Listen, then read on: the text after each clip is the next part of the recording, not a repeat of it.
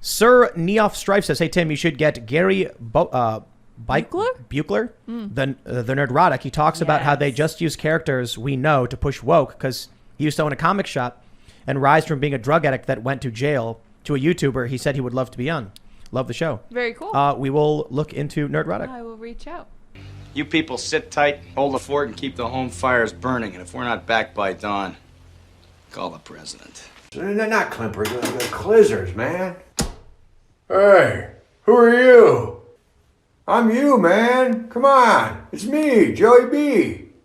How'd you get in here? This is a security beach. Look, I got a surprise for you. Your name isn't Draco Biden. It's Barack O'Jiden. Who sent you? Vice Pina Colada Hairless? No, man, look. You gotta get your ass to Neptune. Not Neptune, but Mars. Not Marshalls. She said, let's go behind the bleachers. No one's looking. $5.25 for a sniffing tug. It was a dude, man. What? Holy crap, what happened? Apparently, this is the reward I get for years of screwing with super science. In short, I pissed in God's eye, and he blinked. Golly, does it hurt? Nerdrotic.com. Hey! What's up, everyone? Welcome to the Nerdrotic Nooner. My name is Gary Beekler, and I come to you from Nerdrotic.com. I am in lovely and oppressed, sunny Southern California, where the rest of the country's gas prices are almost as expensive as ours. We got you beat. I think we're at $4.99 or something like that right now. What are you whining about? Oh, yeah, you can't get any gas. That sucks. I remember the Carter years. Yeah, there was gas lines. There was crime. There was inflation. Trouble in the Middle East. You know, you live long enough to see cycles repeat, I guess. But this one was done in like really lightning quick time. But yeah, we had odd and even days. So if your license plate ended at an even number, that was that you could get gas one day, and then the next day you just couldn't get gas. And it was like 2 or 3 hour lines. And all I had was an AM radio and learning new obscenities from my mom and my dad. It wasn't all bad. At least back then the music was good, right? We had proper distractions. We had Star Wars. We had good SNL, the Ramones. You know, there was a lot of good art. We don't even have that, but we have each other. Welcome again to the Nerdrotic Nooner. Let's see who's here. By the way, I didn't put his link in the description, and I should. That Biden impression is done by the great Kyle Dunnigan. Search his YouTube channel out, subscribe to it. I will eventually have it put in the description. If one of the mods can put it up, that's great. He's funny as hell.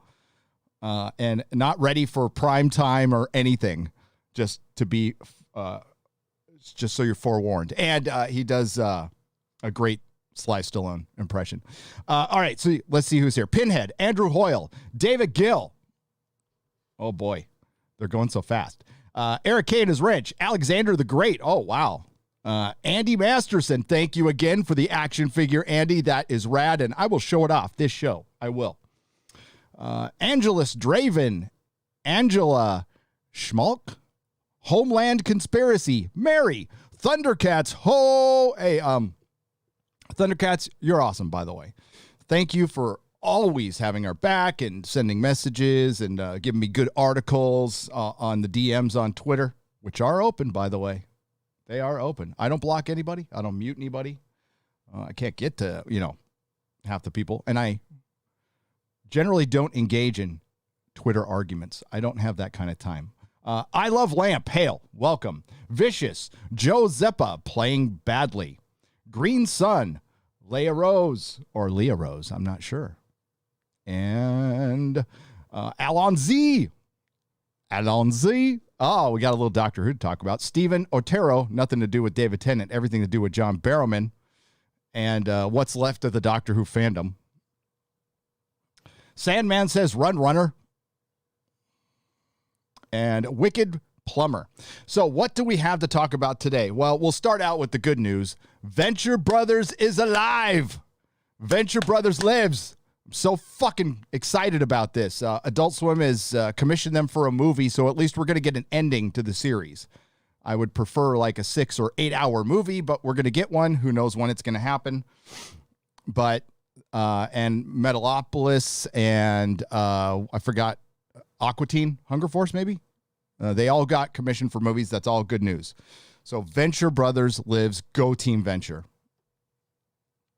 I am very, very excited about that. I was so stoked when I saw that. So I figured when they came out and said it was canceled that there was something going on behind the scenes, because that would have been the easiest thing to crowdfund in the world. But if Adult Swim wants to pay for it, that's fine. I will watch it. I will watch it, and we will review it. We'll do a watch party. We'll do everything. And I'm glad I drug my feet on the Venture Brothers wake, because we didn't need to have one just yet.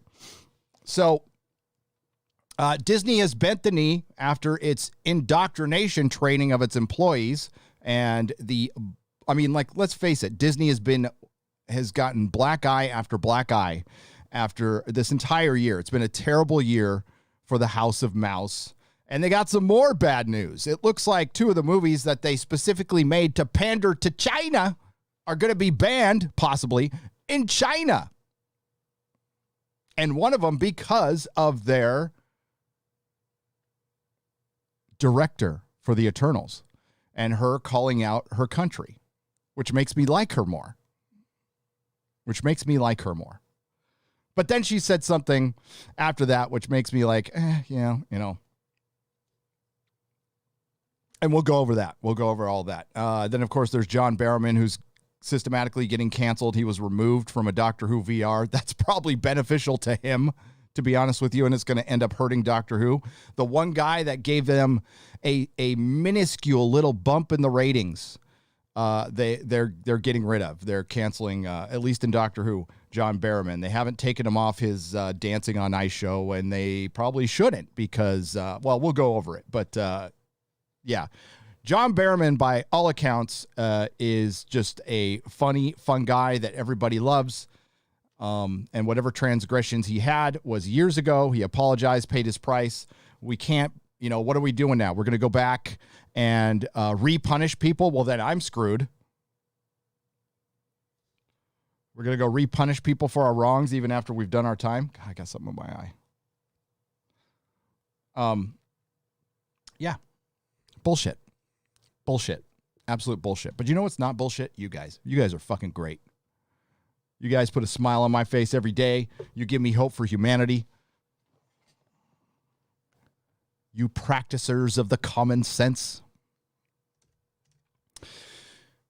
Oh, as people come in. What else? There was something else I wanted to talk about that I didn't put on the title. I'll think of it. Later. So, the Golden Globes. So the Golden Globes is not going down without a fight. So they were canceled by NBC, and they're calling Hollywood out for their hypocrisy. And I'm loving every minute of it. Hollywood is eating their own, ladies and gentlemen. I told you this was going to be the year of the fans. Hollywood, how do you like them apples? How do you like that for consequence culture, Hollywood? NBC got caught. NBC is pulling the show because it knows it's going to be a ratings disaster, and Hollywood doesn't need another black eye perception as reality to them. And they are embarrassed by the Oscars, as they should be. They should be embarrassed about everything they've done over the last 4 years. Oh, and I put up a tweet today. Somebody else went to a Barnes & Noble, and it's the same story across the country. The graphic novel section is now 95% manga and 4.5% graphic novels, and the other 0.5% is Watchmen.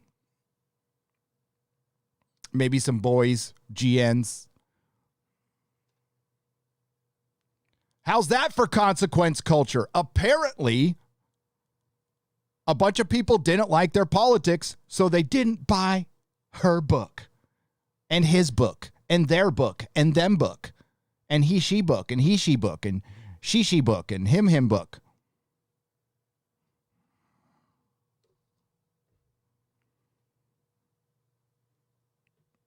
Told you.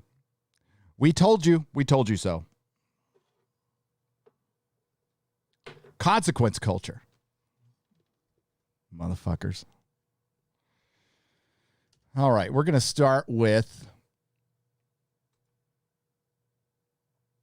Oh, I should probably put this in a separate window. Didn't think about that. That needs to go in a separate window. Oh, by the way, knock on wood, I'm on my old computer, and it made it last stream. If there is some weird interruption and an ad starts, that's a break in the stream, and YouTube puts an ad in while the stream reconnects. I apologize in advance. If that happens, it shouldn't. But if it does, we did get an update. I got an OBS update today, so maybe it's fixed. Maybe it's fixed. So let's go to the article. You're not going to see anything except for that until I do this. Marvel's Shang-Chi and the Eternals may face uphill battle to enter China.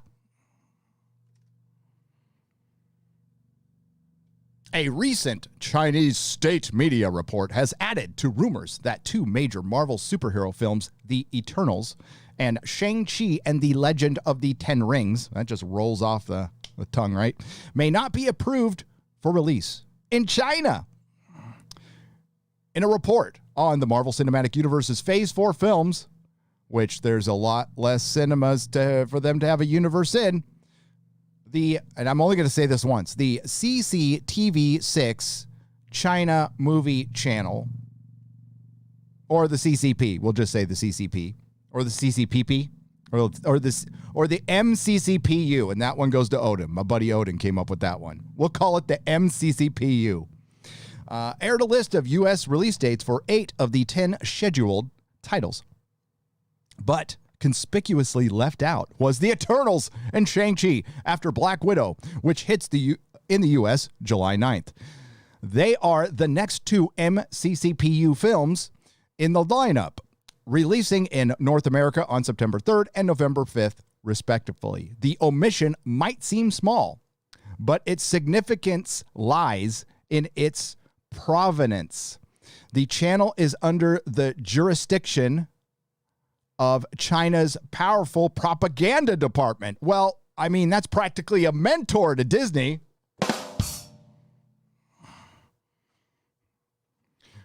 Which has the final word on film approvals. I mean, you got to know that Disney has a CCP approval department. You know that, right? And who do you think works in that? China does not operate a free market in cinema. All foreign-made films seeking release in Chinese theaters must receive government approval and pass censorship. These are also separate quotas for films imported on flat fee terms and those, such as Hollywood studio titles, seeking a more lucrative revenue sharing release through a state-owned distributor.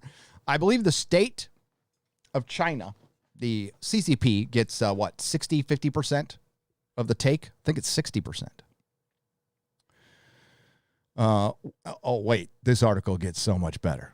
While the China Movie Channel report is not hard evidence, he said hard, that the two titles will be banned from China market, their omission could be an indication that something about them is troubling Chinese officials.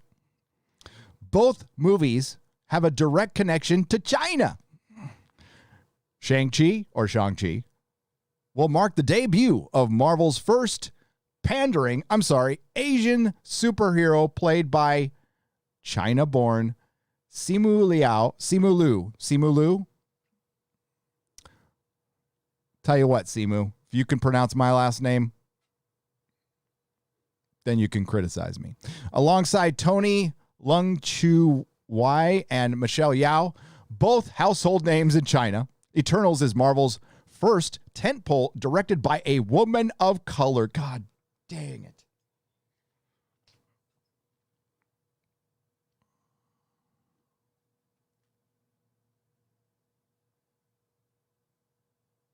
China-born, Oscar-winning Chloe Zhao, Nomadland, a movie that had 20 minutes of dialogue in it.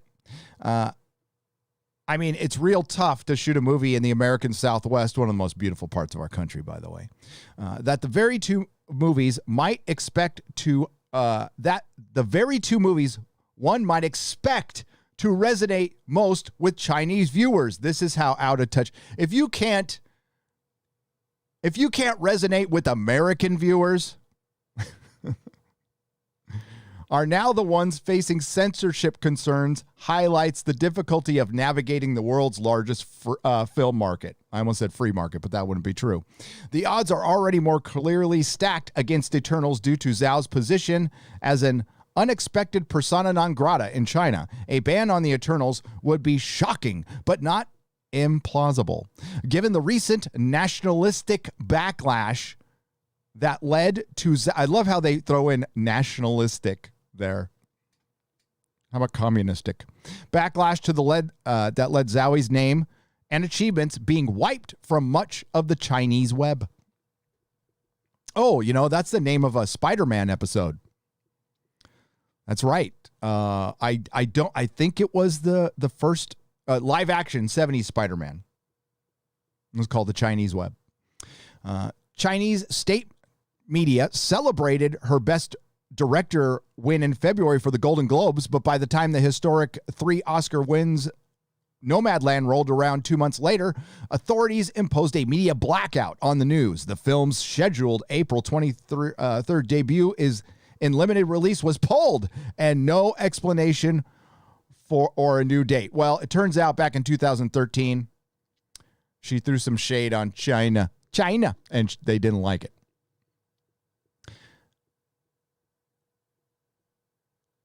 Zhao's troubles show that the trolling in China can have significant real-world consequences, at least when online pressure is aligned with the sentiments authorities wish to encourage, such as nationalism. How are they getting nationalism out of this? I mean, sure, but it's communism. This is a result of communism, and they can't say it. They can't fucking say it. It's a result of Marxism. Say it with me, Variety. Marxism. This could prove troublesome for Shang-Chi. You think so? Which has been dogged by nationalist complaints for some time. Wow. Just effing wow. A number of issues have sparked discontent, although it is unclear which, if any, have actually influenced authorities. The shadow of Fu Manchu, by the way. So we get into the Fu Manchu argument, which was Shang-Chi's villain. Shang-Chi was essentially Bruce Lee, the comic book. The villain was Fu Manchu, who was his dad. So they changed it because that was culturally insensitive to the Mandarin. And they thought, it'll be fine.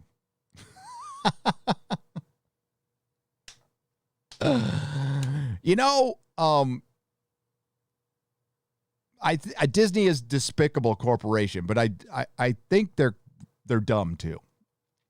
As Ichibaka says, Disney Star Wars is dumb. You know what? Come to think of it, I haven't seen Itchy for a while. Did he get kicked off Twitter or something? Huh. Just came across my mind. Although he's probably fine. I just haven't seen him in a while. Maybe we just haven't, crossed paths on the Twitter highway or something. Although the Mandarin is not the same person as Fu Manchu, it is still under the shadow of Fu Manchu. The official Communist Youth League paper, China Youth Daily warned back in 2019, even just the announcement of the characters has caused huge controversy in China. Marvel wants Shang-Chi to earn money from global audiences, but faces a big challenge. The film itself will decide whether it will end in tears or laughter. Wow. And people actually want this form of government in this country. Like the Star Trek communists.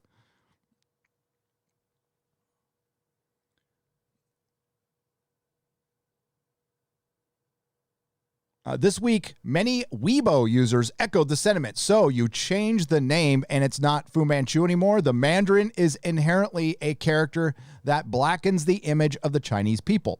I hope China film and censorship authorities won't be bought out by this. This kind of film is not worthy of coming to China to make money off us while calling us fools. Yeah, Disney making friends over there. Yeah, apparently on Chinese social media, like Shang-Chi got destroyed, absolutely destroyed. And then they get into stuff. I don't know if they talk about stereotyping, and they talk about the actors that they hired, and they start getting into their look, and that is definitely something I wish it. They started getting into the looks. Like, think about stereotypes. So they go heavy into it, and they said Marvel. What did he think? Those for people who unearthly will fail. It feels like this will be on the same level as the live action version of Mulan. So if the film even makes it there. Oh, yeah. On both Hong Kong and Taiwan official Marvel YouTube channels, fans expressed similar frustration. It feels like this will be the same level as a live action version of Mulan. Then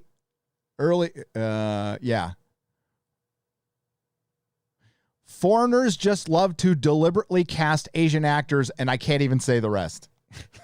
Oh, Jesus Christ. Oh, my. Marvel is going to have two flops. Maybe they're going to have two flops when they haven't had one yet. And you know why? Because you play the game of identity politics, and you win the prizes of identity politics,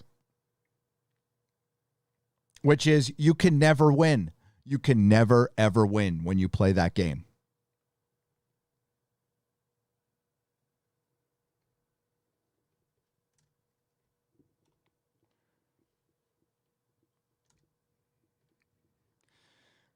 Yow. Why? Yay. So, Eternals is going to not only suck, the director and this is how I think it happened. So in March of 2018, the DCEU, when it was still together, Walter Hamada, Toby Emmerich, announced that they're going to do a New Gods movie directed by Ava DuVernay, or whatever her name is, and written by Tom King, the gentleman or the piece of crap, I'm sorry, who woke up one morning and decided to try to cancel Jay Lee for doing a cover of a comic book. An Asian man, by the way. Stop the Asian hate, Tom King. Stop the Asian hate, buddy. A month later, almost to the day, Marvel announces, and it sounded pretty reactionary to me. By the way, if you're not familiar with the comics, New Gods is a Jack Kirby comic book. So Marvel comes out and announces the very Jack Kirby Eternals with Chloe Zhao directing. They're like, well, we'll one-up you on that one. And we'll get one that will please the Chinese market. Well, it turns out it didn't work. And DC had the good sense of canceling their movie. Oh, this is going to be a disaster. And you know what? They need one. And if they get one, maybe they'll wake the fuck up. I doubt it, but maybe. They use the word escapism in their trailer. And who's been saying that over and over? You have. Everybody in the chat. Y'all have.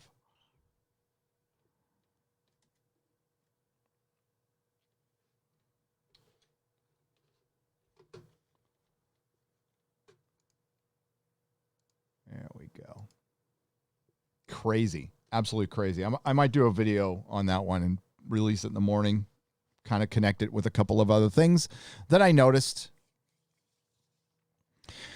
So we have that, and they're just eating each other alive now. And I think we should just make some popcorn, and maybe we're at the end game, and maybe they die, maybe they correct themselves. Some studios will crash, some will survive, some will figure it out. I don't know, but we'll just be all. See, the Golden Globes got canceled because it wasn't woke enough. And then the Golden Globes hit back saying, wait a minute, you didn't have a single problem with anything we did up until 24 hours ago. And all of a sudden you're returning awards, huh? Well,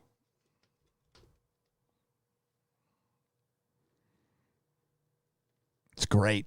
It's freaking great. I love it. $5 donation. I have one thing to say in regards to Disney having films banned in China. And that is from Oli M for $5. That's beautiful. That's beautiful. Oh, yeah. And we have Disney bending the knee. We will talk about that. We will talk about, there's limits to everything, folks. And what Disney and the corporations are doing right now is they're still reacting off of a year ago. These things don't move fast, right? So, all the BLM stuff, the riots were happening, the riots that were burning down businesses, innocent people's businesses. So they had to form committees. And what Carrie Smith has talked about this from Unsafe Space. I've talked about this. A lot of people have talked about this. This was a giant opportunity for political provocateurs and grifters to get into the companies and force them basically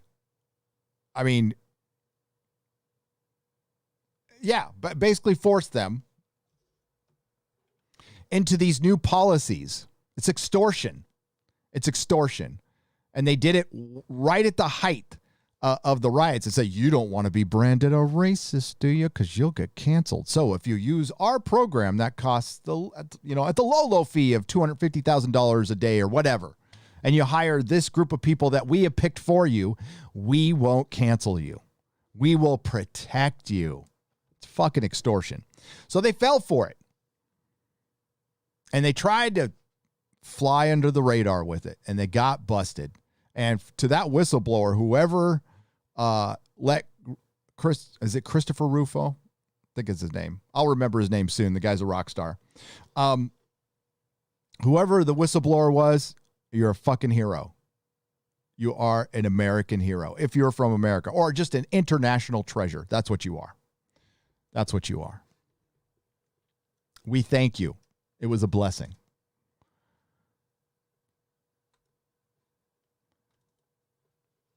I'll see if I can pull that up too. Sugar Ray 24 for $1. You can't change the game in the ninth inning, but that's what's being done by holding people accountable for something that happened years ago to today's quote unquote standards. Absolutely, Sugar Ray 24 for $1. You can't do that. Like, what are you going to go back into my record and say, you know what? You didn't do enough time. Oh, we're heading that way, folks. Oh, we're heading that way. That's why we have to stop this shit whenever it happens. Now, we have to... I know you guys know this, but it has to be said for some people out there. Like Noel Clark and John Barrowman are two completely different things. Now, I think due process, with all things, there has to be due process. Evidence, go to the police, do whatever you need to do. If the evidence comes out and Noel Clark ends up being a creeper, then by all means, he should be fired, punished to the fullest extent of the law. If he took advantage of women, did whatever. After the evidence comes out. When it comes to John Barrowman, it's a different situation. It's a completely different situation. And each individual situation is different, and that's how it should be handled. With John Barrowman, by all accounts, no one had a problem with it, and it was actually dealt with at the time, and he was punished, and that was it. and then it should be over with. You can't be dragging these things out again when he's already apologized. He shouldn't need to. He's already apologized again. He doesn't need to do that. And Doctor Who drove the bus over him. These are the kind of people that LeVar Burton likes. I hope there is no skeletons in his closet. That's all I'm saying.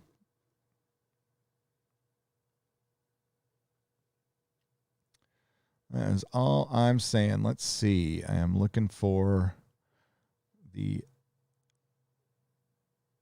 Disney retraction.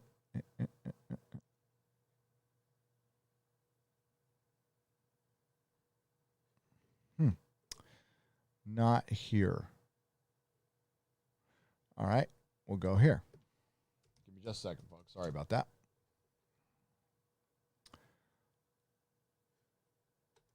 Thought there was an article on that, but I guess there wasn't.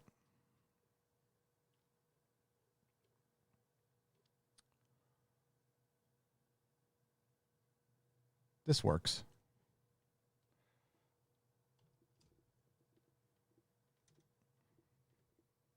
If you think one person can't make a difference, incredible. And this is from Caitlin Flanagan. And we're talking about Christopher F. Rufo, who is right now a hero, absolute hero, what he has done. He dropped this. Tom made me aware of it on Friday Night Tights, made us all aware of it. And we went over it on Friday Night Tights. I just raw. We didn't like... We were taking it in. We were all pretty dumbfounded. And this is a lot like and I mentioned this last live stream. This reads a lot like a report, a study, and a paper that was done by a think tank that was funded by Gene Roddenberry's son, the Roddenberry Foundation. And this is the results of that. And it was basically what you can and cannot write about anymore, what you can make and what you can't make. And this is basically, and that's just in the narratives of our, fiction, of our stories. Now it's the employees. Now it's reality. And now it is no longer reality. Winning. Walt Disney Company has removed its entire anti-racism program, which was about as anti-racism as Antifa's anti-fascist, from the company's internal portal. Boom. Now, before they did that, they tried to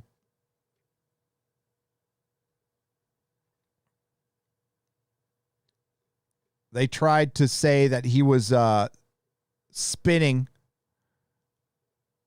Here it goes.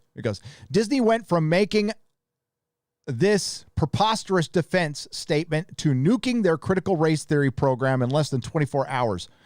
Corporate DEI is a scam. It's used to launder corporate reputations and divide Americans into competing racial categories. Shut it down. Shut it all fucking down. And that's exactly what they're doing. It's being taught in our schools now, by the way. And nobody can stand up to the teachers union. So the only option I have as a parent is to never let my kid go back to a public school ever again. So now we're looking for private schools, Christian schools, Catholic schools. I'm open to all of it. If I need to convert to some religion, I'm going to do it. The internal documents are being deliberately distorted as this is Disney's statements, by the way. Disney's statement. Is it too big? That's what she said. Hang on. I can make it smaller. That didn't sound that good either, but here we go. There we go. Okay. These internal documents are being deliberately distorted as reflective of company policy, when in fact their purpose was to allow diversity of thought and discussion on the incredibly complex and challenging issues of race and discrimination that we as a society and companies nationwide are facing. That is bullshit. Within that policy, it told us not to question anyone. Not to question anyone. That's not diversity of thought. That is authoritarianism. That is a boot. The Disney brand is fucking tarnished. Your Disney brand is a giant turd right now. Has a long history of inclusivity, except if you're named Gina Carano. Except if you're named Roseanne Barr. With stories that reflect acceptance and tolerance, except if you're in a camp where you concentrate and celebrate people's differences. Except if you're Finn on a poster for China, as we have constantly demonstrated. You've constantly demonstrated bullshit. That's what you've done. In such popular films as Mona, what about Mulan? Coco, Black Panther, Soul and Rhea, and The Last Dragon.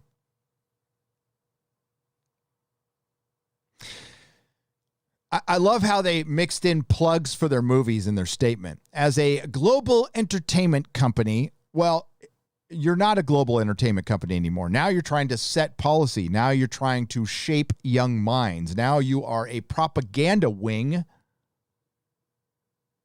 for the CCP, and you apparently aren't doing it very well. By the way, they're not happy with you. Your masters are not very happy with you, Disney. We are committed to continuing to tell stories that reflect rich diversity of the human experience. Unless, of course, you practice common sense, you practice free expression, free thought, or you live in a certain province in China. The Walt Disney Corporation. How embarrassing.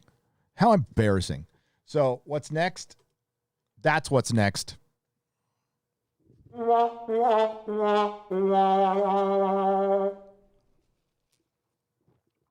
Pardon our pixie dust. This site is currently under technical maintenance for approximately 72 Virgins hours. Please check back soon.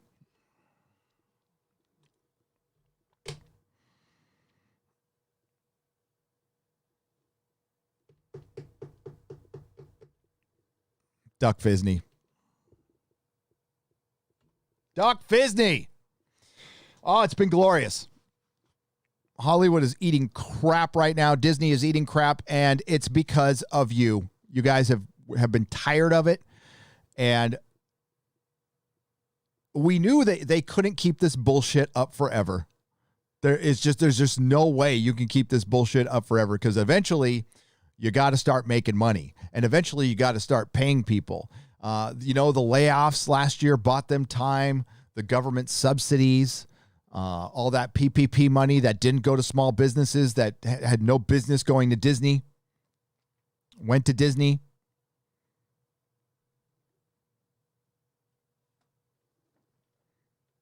They're freaking two terrible shows on Disney Plus, WandaVision, Falcon and the Woke Colonist. And now their next three movies are questionable at best. Black Widow is probably the only one that could be good. I don't think it will be, but I will give it a chance at least. I'll go see it, and if it's good, and I like Scarlett. I do. I like Scarlett Joe quite a bit, and Rachel Weisz. But I have a feeling it's going to be intersectional feminism, the movie, but I could be wrong. Probably won't be, though. Hey, the Dr. 14 Blu-ray reviews on the donation side for $1.41 says, Gina should not work with Ben Shapiro because he thinks trans people have a mental illness. I don't know if he said that. And you know what? You can associate with whoever you like.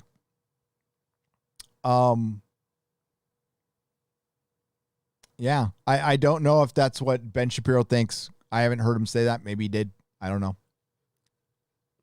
Everybody has a right to their opinion. And everybody has a right to associate with whoever the hell they want to. Okay.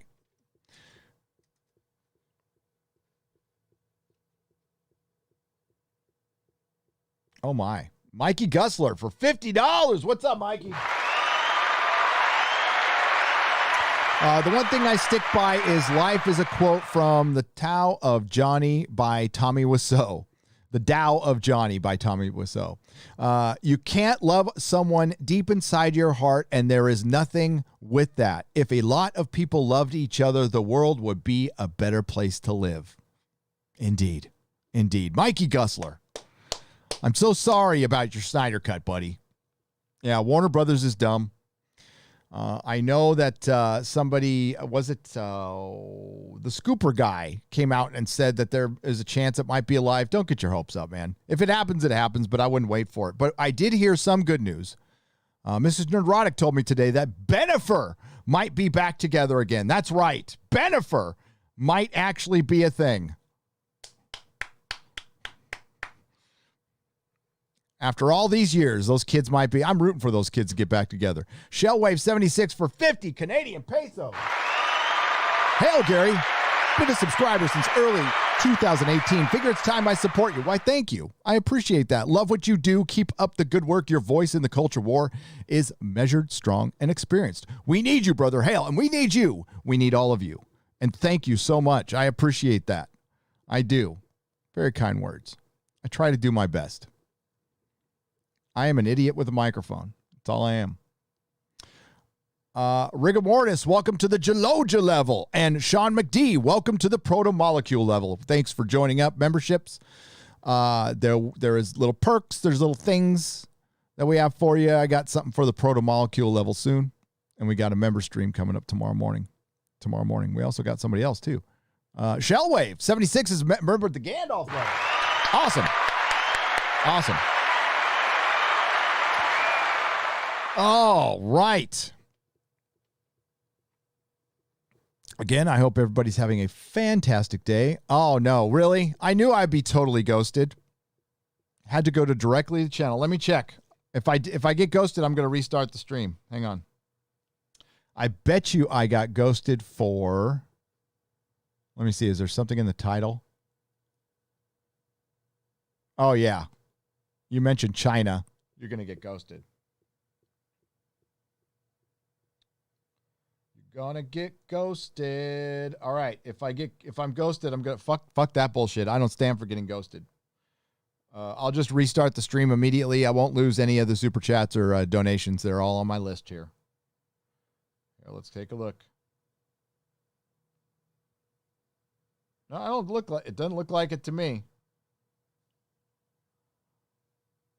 I don't know. My ghosted chat, yes. Y for yes, N for no. It looks like on my phone, I am not ghosted.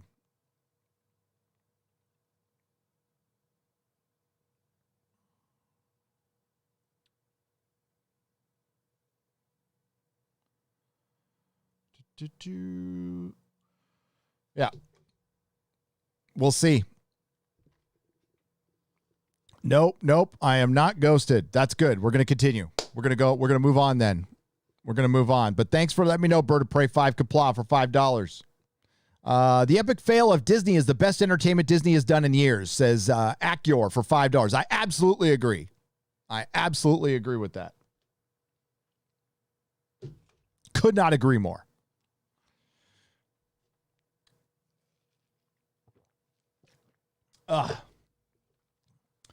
Red Brick Master for $10 said, I would love to stick around and listen to your lovely, but I have my Eagle Scout board of review to attend to. I hope you have a lovely evening. Hey, it's cool. You can catch this live stream on Nerdrotic Live a couple of hours after it airs.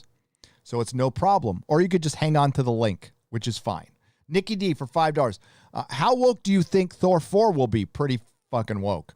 He's my favorite MCU character, and I suspect that might denigrate his character for the sake of Jane Foster. I hope not.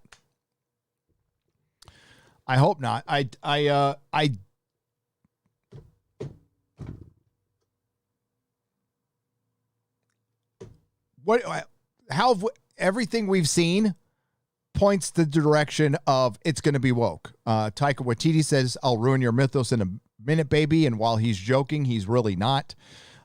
And Thor will be a buffoon in his own movie. He'll be led around by Jane Foster. And I have pretty much the last 3 Marvel entries outside of Endgame to prove that. Captain Marvel, WandaVision, and even in The Falcon and Winter Soldier, both men were led around by women. Again, don't mind women being in charge once in a while, but it's not an even thing anymore, and it's getting ridiculous and predictable. Like, how many of you think the Taskmaster is going to be female in Black Widow? I mean, pretty much everybody believes that. I could be wrong. We don't know who is cast as the Taskmaster. The costume looks absolutely terrible. Absolutely terrible. And we know Jack Schaefer had something to do with that movie.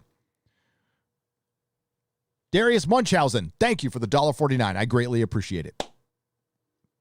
Thank you, thank you, thank you. What do we get here? We got Brownie's Thoughts for $20. Thank you. Hail, Gary. Watch Brownie's Thoughts review of Zack Snyder's The Justice League when you have a chance. I will. Is that Brownie? Is it like a dog reviewing a movie? Is that in your avatar? Is that your thing? I'll watch it. I liked the Snyder Cut for what it was. A superhero movie without identity politics. I've watched it 4 times, probably going to watch it again. Is it the greatest superhero movie ever made? Nope. Will it be the best superhero movie that comes out this year? Probably, but I could be wrong.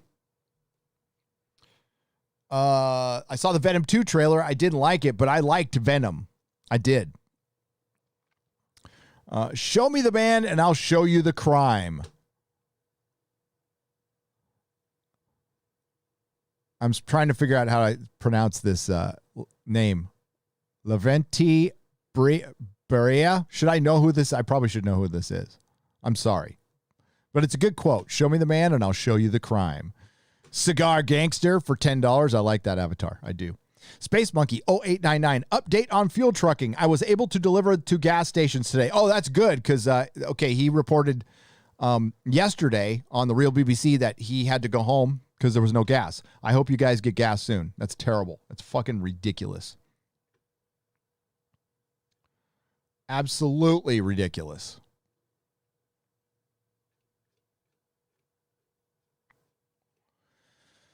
Hail, Gary, I know this isn't the Real BBC, but I found the trade paperback of Wolverine, Enemy of the State. Would you recommend hunting the issues or trade paperback is fine? I always say hunt the issues. Get the comics first, but trade paperback is fine. That's a good story. It's Mark Millar, John Romita Jr., and it's okay. Derpy Hungington, we can talk about comics. It's fine. We can talk about comics. All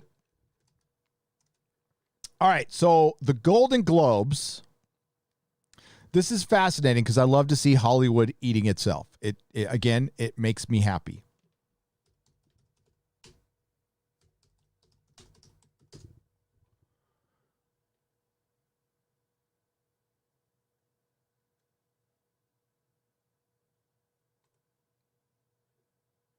They're fighting back a little bit.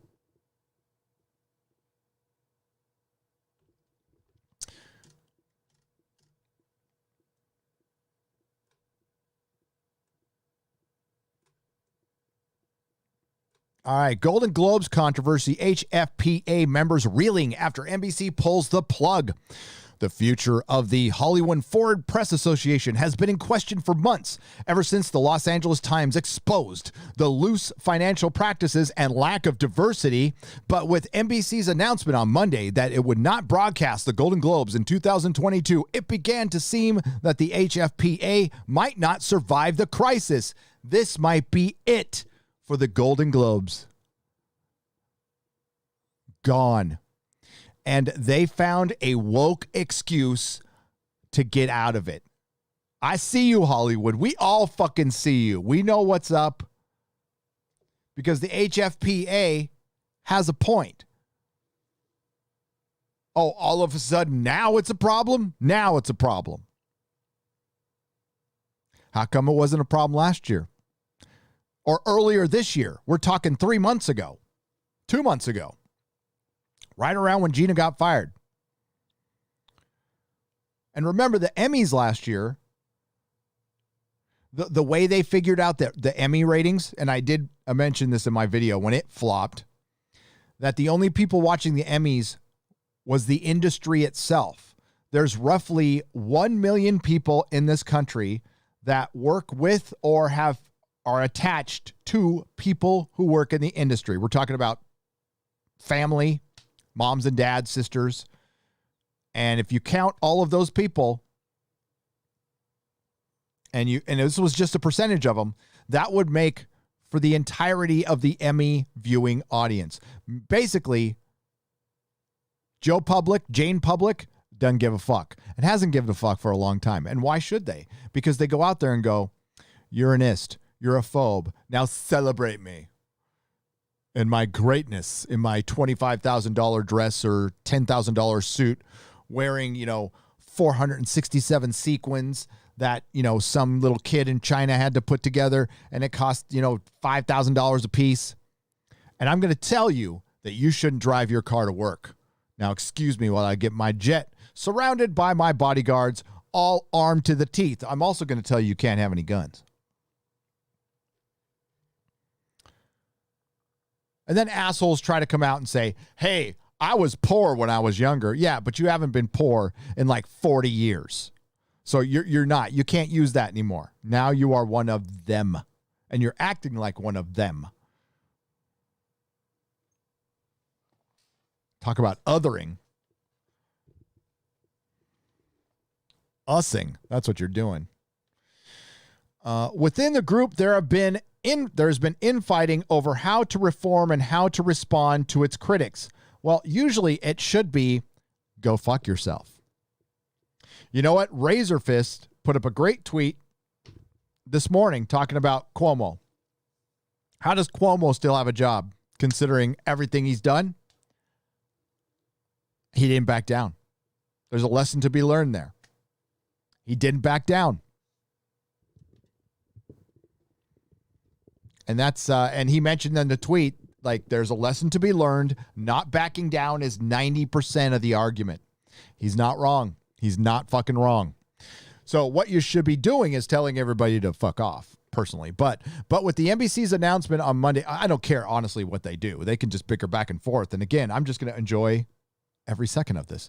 But with NBC's announcement on Monday that it would appear not that it would not broadcast, I read that one, as well as mounting anger that the clubby organization has become the focus of Hollywood's struggles over diversity.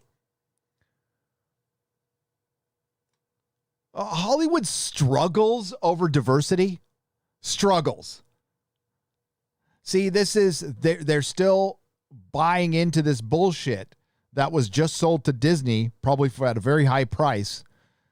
They're still buying into critical race theory.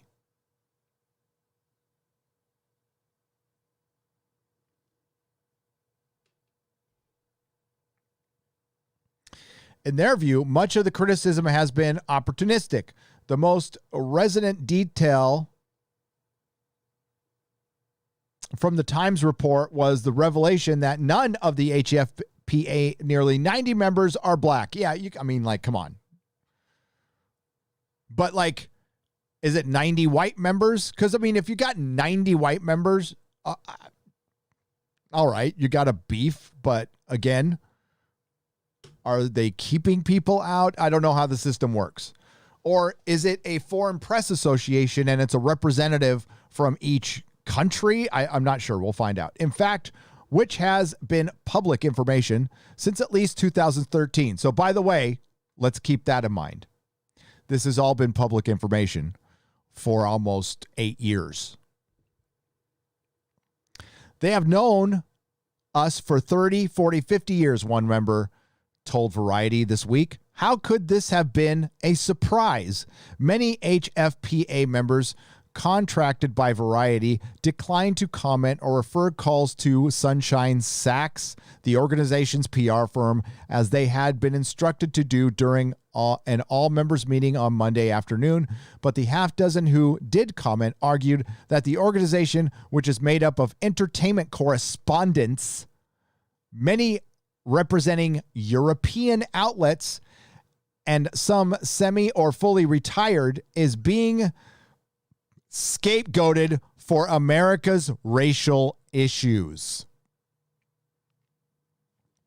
So basically, it's retired access media writers, and it's a fucking boys club.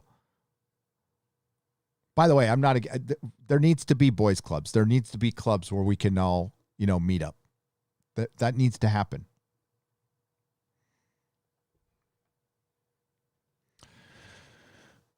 Yeah, they're being scapegoated right now. This is all bullshit. This is all theater. This is all window dressing. This is all opportunism, but that's what fucking Hollywood is. Maybe as an organization, we were self-absorbed and not thinking about the political correctness in the climate in this country, said the member who asked not to be identified. We are not a racist organization. This is a racist. Oh! We are not a racist organization. This is a racist country. Oh, fucking burn, dude. Pointing fingers at us now and saying you should have a 13% black members. It's ridiculous.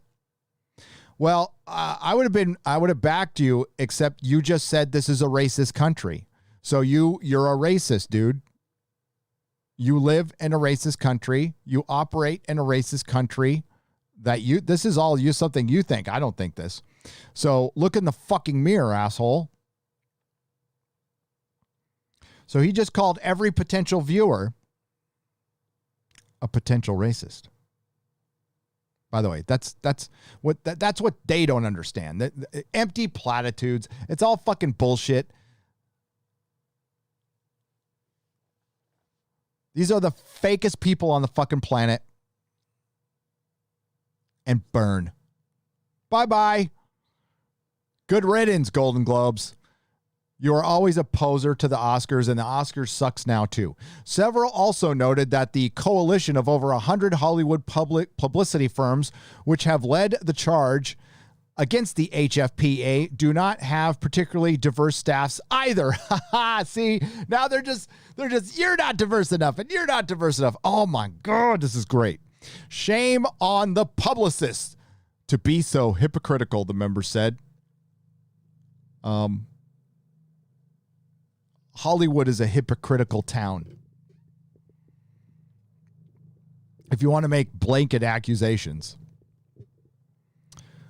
The publicist group entered and countered that the HFPA members are avoiding the real issues, which go beyond the lack of black voters. They say that the HFPA had a long history of ignoring films and shows from black creators and people of color, failing to show up to screenings and press conferences for critically acclaimed projects such as Girls Trip, Queen's Slim, and When They See Us. When they did show up, the clients were often subjected to lines of questioning that they felt were demeaning.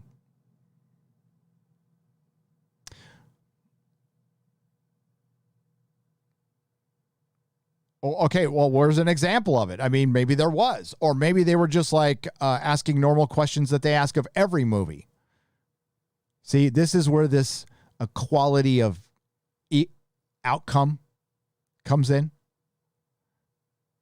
Remember, the Disney statement that we were just talking about, I'm telling you, this is a direct quote, and I'm not paraphrasing.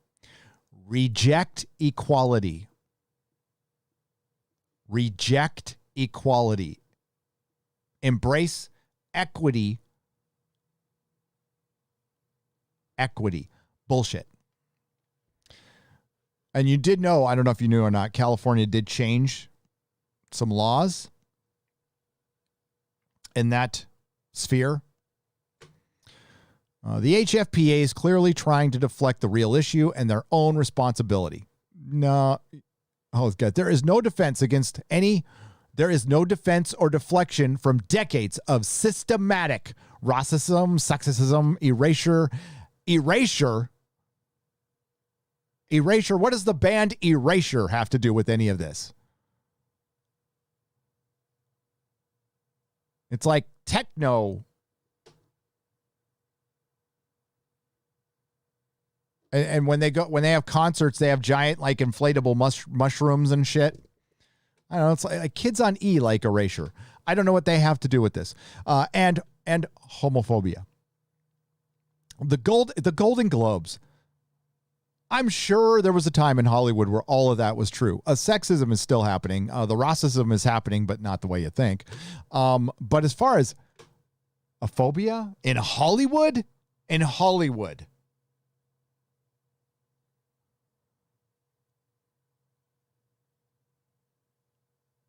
that has permeated this organization for far too long. With no independent attempt to reform, the HFPA sits in judgment of the creative work of others, their membership historically opting to exclude the work of BIPOC talent, making or breaking careers in the process, and practicing egregious behavior, all while collecting millions of dollars for the Globes. And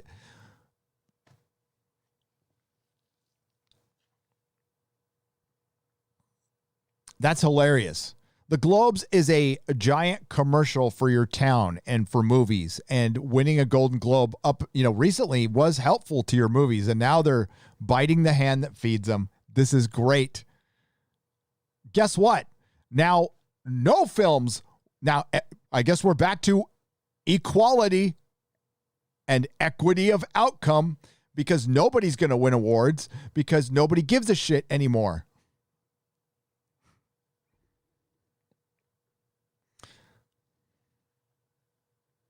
The Publicities Coalition did not divulge its own diversity statistics, but did acknowledge the firms must make steps to hire more people of color and members of marginalized communities.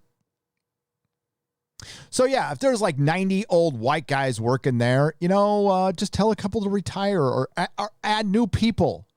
Does it have to be 90? Why can't it be 200? And just add people. I think it's pretty a simple fix. But this is a stupid award show. Nobody gives a fuck. And it's just done now.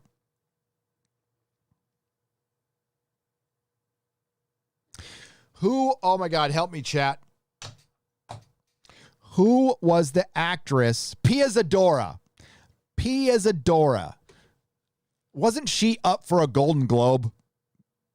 And she was married to like a billionaire or something, and he bought her way into wasn't it Pia Zadora? I'm pretty sure it was Pia Zadora. Hang on.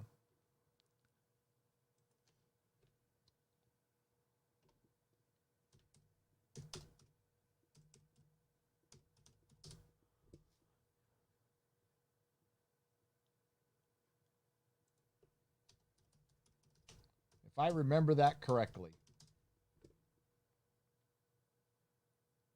That's right.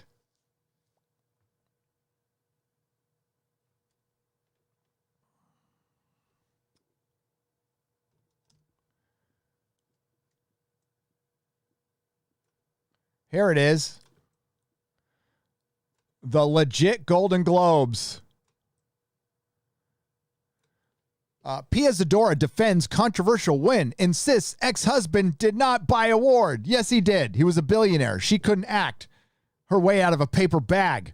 And so that's your Golden Globes that you're fighting over. Shut up. All of them. Just, like I said, burn. Just let it burn. Bye-bye. Hollywood, you're in a lot of trouble, man.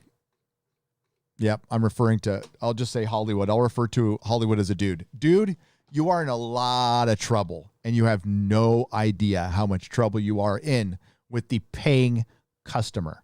Take a look at the comic book industry right now. The American superhero comic book industry is decimated, and it's decimated because their customer service, went out the window. We had creatives, and I put that in air quotes, attacking fans openly on Twitter, filling their books full of identity politics, intersectional feminism, and critical race theory, basically telling their customers to fuck off, telling their customers not to buy their books. This is after calling them liars and saying there was no politics in the books after all anyway. And now they have to conflate all of their numbers with manga and basically children's books that go through Scholastic to make it look like their industry is still afloat. All the comic shops have to start selling books like Dog Boy or whatever, which I would never want to do. And they'd all have to convert to manga and do everything except sell comics. My shop ran almost 100% off of comic books, and not trades, not books, comic books, back issues, new issues. That was most of my business. Yet back issues are doing great. They're doing great. So Hollywood, you need to look over there because that's what's coming for you. Nothing lasts forever. Scripted entertainment might not last forever. 20th century models are fading. I give you. Last night's announcement of the Conan O'Brien show ending. Ellen DeGeneres is ending. They're both ending their shows.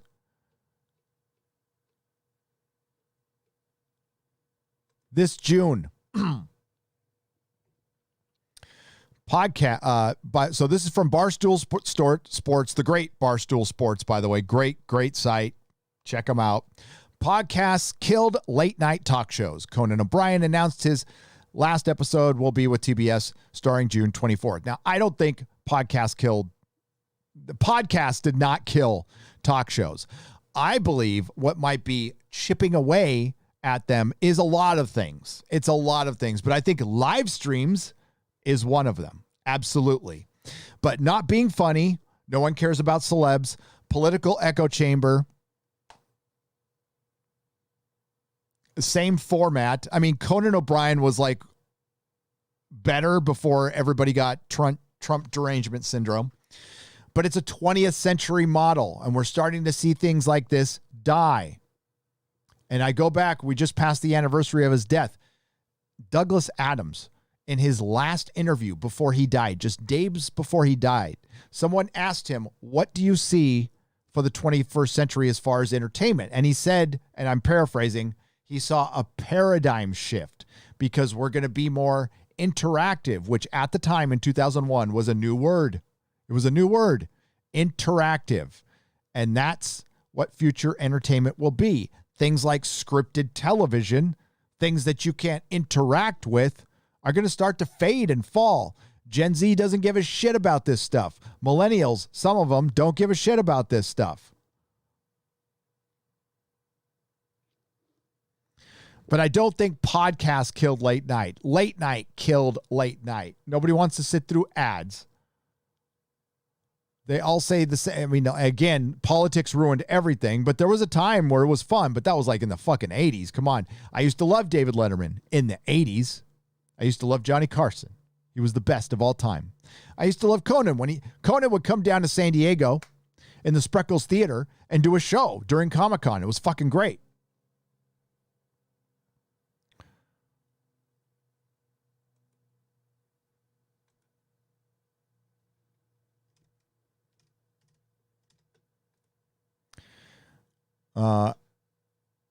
So Conan's quitting and Ellen's quitting. 20th century models dying. Broadcast television dying. And it's all, cord cutting. There's a million things you can count that fed into the death of late night. But you know what was the straw that broke the camel's back? It's the same one for the comic books. And it's the same one for summer blockbusters. They're going to roll up all the excuses. Not enough theaters, blah, blah, blah, blah, blah, blah, blah, blah. And they're right. All of that needs to get factored in. But the one thing they could have controlled, the one thing that they could have not done that wouldn't have contributed to their demise is politics. You could have shut up. You could have been more, I don't know, unbiased. But instead, you went full on. You went full on with your politics. And you got a little bit of a false spike over the last 4 years, and now it's crashing down. Fucking cable news, late night shows, print, fucking, it's all electronic, news websites. They're all, shit like BuzzFeed, eating shit right now. HuffPost, eating shit right now. Why? Because nobody likes you. especially when you get political.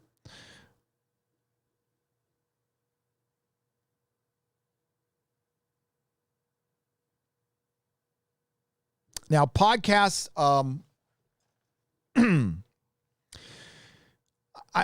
I think they're coming at this from a podcast point of view, and they have a big podcast. So does Joe Rogan. But the problem with podcasts is there's no real central place other than there's iTunes, there's Spotify, but there isn't a front page you can go to like YouTube, right? I still think YouTube surpasses that a little bit. Yeah. You know, Joe Rogan's podcast got big, I think, because of YouTube. I could be wrong. Now, there are people with big podcasts and big followings outside of YouTube. And I get it. And they got their following through, I don't know, being affiliated with a radio show. Usually it's being affiliated with either somebody famous or something famous. It's very rare that somebody grassroots starts a podcast and gets big. You know, I benefited from, I don't know, the algorithm, but also working my ass off. And word of mouth and you guys, that's where the benefit comes from, is you guys, is the word of mouth. So thank you again. But a lot of contributing factors. I don't think it's just podcasts. You have podcasts, which are more than ever leaning on video components. Exactly. Don't have time limits. They can. And people will begin to format them in ways to make them more clean cut and far less organic, because we can't have nice things. But for someone who has been mired by structured for 30 years, it must be nice to have a good conversation. And he did. And it is. That is great. I promise I will never be that clean cut. There will always be boomer moments for me. I want them to look a little better. And, will I take sponsors someday? Yes, probably on Friday Night Tights. I don't think I'll take a sponsor for this show. The only one I would consider taking for this show is Audible, and they haven't called me back. Audible's been ghosting me.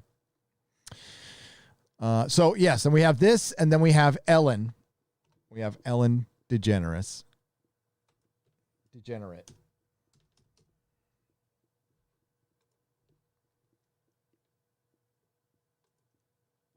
Oh, and Lily Singh. Lily Singh got her show got axed as well. I mean, there's just tons of good news in the last couple of days. Venture Brothers coming back. All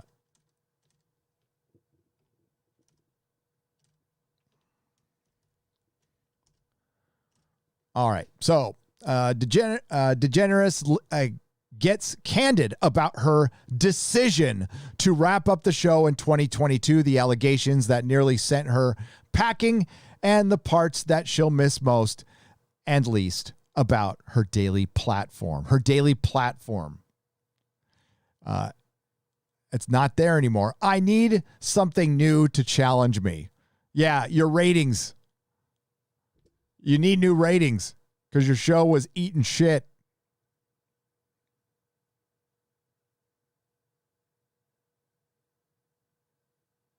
Now she's trying, this sounds like revisionist history. She's trying to say, like, I've been thinking about it for years.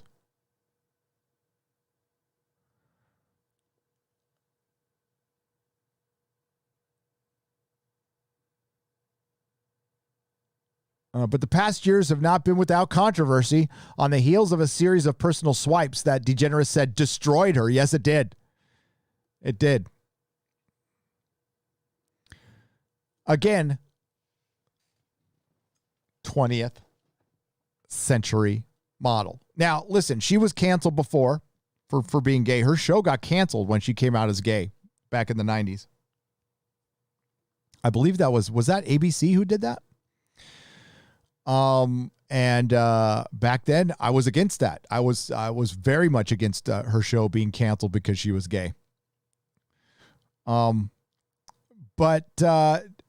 See, it's normal now. And it's like, it's normal. It has been normalized. And it doesn't mean you can be an asshole, especially when you're supposed to be the nice one. Doesn't mean you can be an asshole. Now, we can all be assholes at sometimes. I can be an asshole, for sure. Ask my wife. So, yeah, she's gone.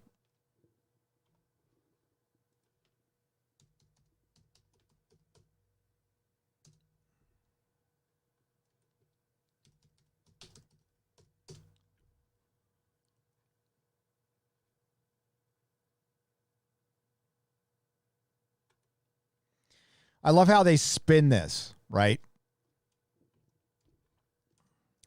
This is some good spin. Her show didn't get canceled. She's moving on to a new deal.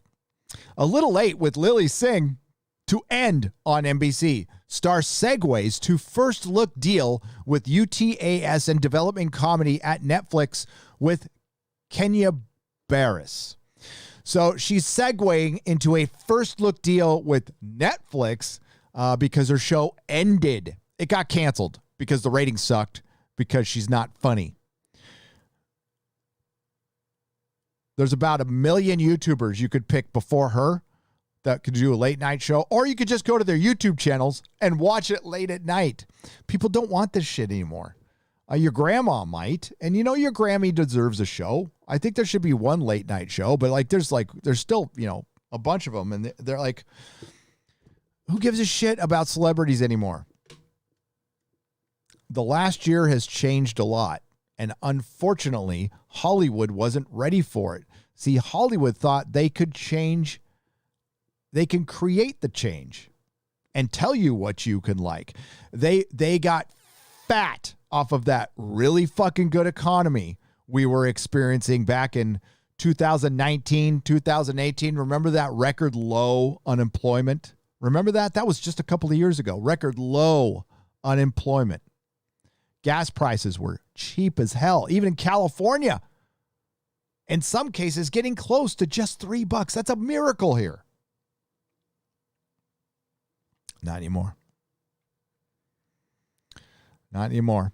Lily's gone. Lily's gone.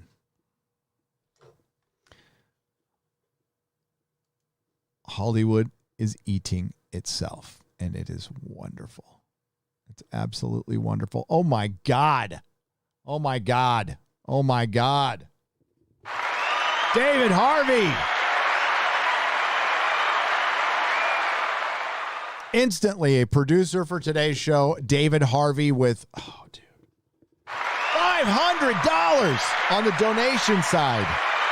Thank you. Through the Streamlabs donation side, Mr. David Harvey says, I'm hated and in that basket of deplorables because I follow Christian conservative, not religious teachings to hate the sin, not the sinner. I guess Jeremy, Geeks and Gamers, hates me too, but I still support him, you, and others that deliver truth. Hail! I don't think Jeremy hates you. Email me, David. Okay. Jeremy doesn't hate anybody. He doesn't. But yeah, if there's something, email me, David. Thank you for the $500. And yeah, I don't know what that, but Jeremy doesn't hate anybody. I promise you that. I can promise you that.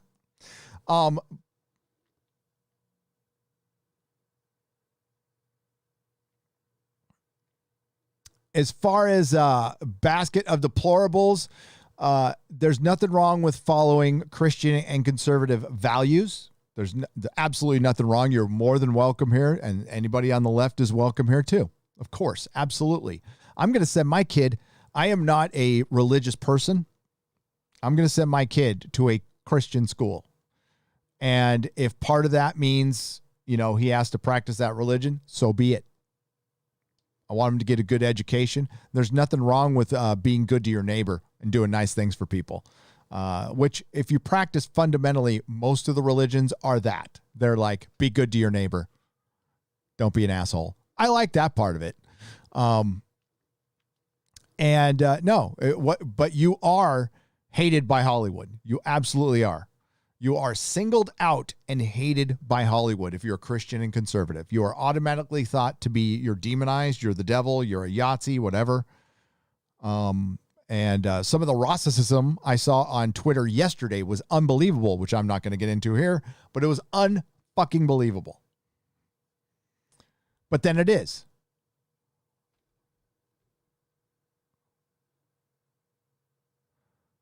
So thank you for the $500. I don't know if you were joking there or not, David. Let me know. But yeah, email me, Gary@nerdrotic.com.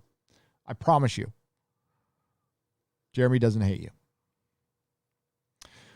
Joel Race for $5. Hey, Gary and the chat dwellers. Can't wait for tomorrow's member stream to showcase some goodies. Oh, I can't wait. Be cool. Sadly, this one started a bit too late for me, but I will listen at work in 5 hours. Keep up the great work. Thank you, Joel. Yeah, this was the best time I could do it right now. As far as my nooners, that I like to do them at 11, but I take each day as it comes. So sometimes there's news. Sometimes I got to make a video. Sometimes I got to put out a fire. Sometimes my kid needs me. I got to do something for Mrs. Nerdrotic. I got to do something on the business side of Nerdrotic because it is a business. And we're getting our taxes together. There's always something. So as far as scheduling a time, eventually, yes, it will be starting at 11 a.m. Monday and Wednesday, but not right now. Probably not till after I move, to be honest with you. Not till after I move. And we get the actual studio set up. But I appreciate that. Thank you so much.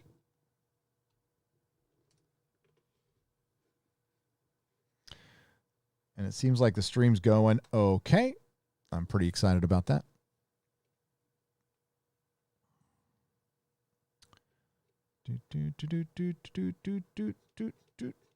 Oh, man.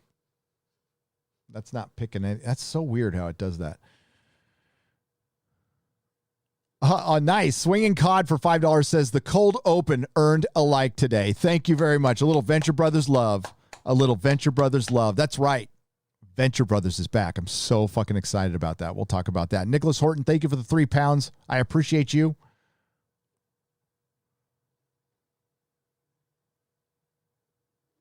Where are the square ups from the Snyder stream at? I just had to say it like Blazing Saddle says. HBG3. I don't know if they're up yet. HBG3, but they will be up eventually.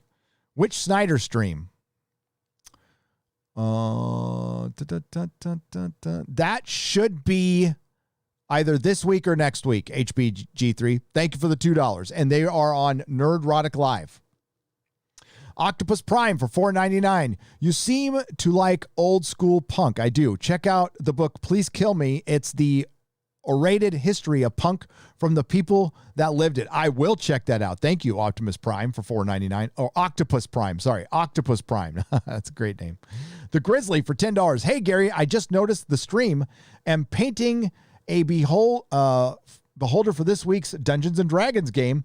They say beauty is in the eye of this thing. All I see is a pile of eyeballs and pain. Well, beauty is still in the eye of the beholder. That can still be beautiful to somebody.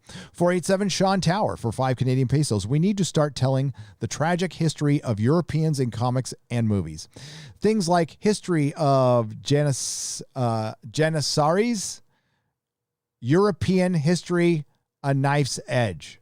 I will check that out. Janissaries. Lessons to be learned.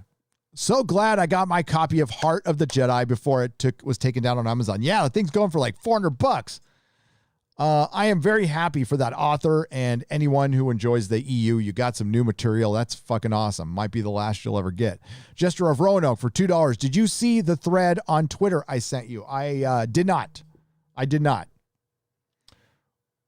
But I will check it out after the show. Thank you, Jester of Roanoke. Shellwave76, welcome to the Gandalf level. Thanks again, Bird of Prey 5 and Acure for the super chats. Darius Munchausen. Kinnels 2 inches of minuscule mediocrity. Oh, come on. That's my boy you're talking about there. For $3.99. Nah, I know it's all in good fun. He can take it, and he's awesome, by the way. And so are you. Gary, loving the second helping of Afternoon Delight. Oh, yeah, very, very good. Very good. Nice. Afternoon Delight. Stone Dog, 1971. Thank you for the $1.49. I appreciate the donation. Classic Comics for $2. Good news. Emphas Ness is going to be in the Green Lantern. LOL. No. I know she's going to be in the Green Knight. Why did I say Green Lantern? You are fucking kidding me. She's going to be in the Green Knight, and I was looking forward to that. Oh boy. Yeah, Emphas Nest, whatever. I put up a joke tweet today that the actress who played Carly Morgenthau in Captain America and Winter Soldier was going to play, she turned down the Superman role to play the Fantastic Four, Dr. Doom and Herbie. Manowar 665, the neighbor of the beast. Have you asked Bat Gary how good is the mud at Moby Dick's coffee shop? Moby Dick. I don't know, but I'll find out. Shellwave 76 for 50 Canadian pesos. Thank you very much. Hail, Gary. I read this one. But thank you again. Kinnell's slippery sodomized poop shooter for £1. You guys, that is terrible. Oh, Super Nate for $5. Appreciate the beautiful happy birthday song from you and Az yesterday. Oh, you're welcome. Let me know when the album releases and it comes in vinyl. Also, F Disney. The single's coming out. We'll remix it. Fucking Ryan Kinnell is awesome. He's a great channel. Go check him out. He's my friend. He's my boy. And he's killing it. He's absolutely killing it. John Ghost for $20. Gary, love the content. Keep up the good work. Thank you so much, John Ghost. I appreciate you. I will do my very best. Chris Bertles is a member at the Gandalf level. Hail. Member stream tomorrow.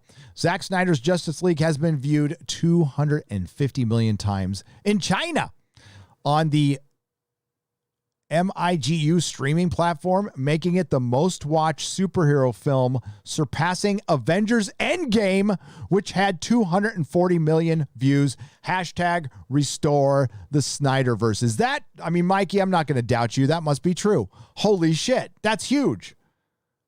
The Snyder Cut surpassed Endgame in China.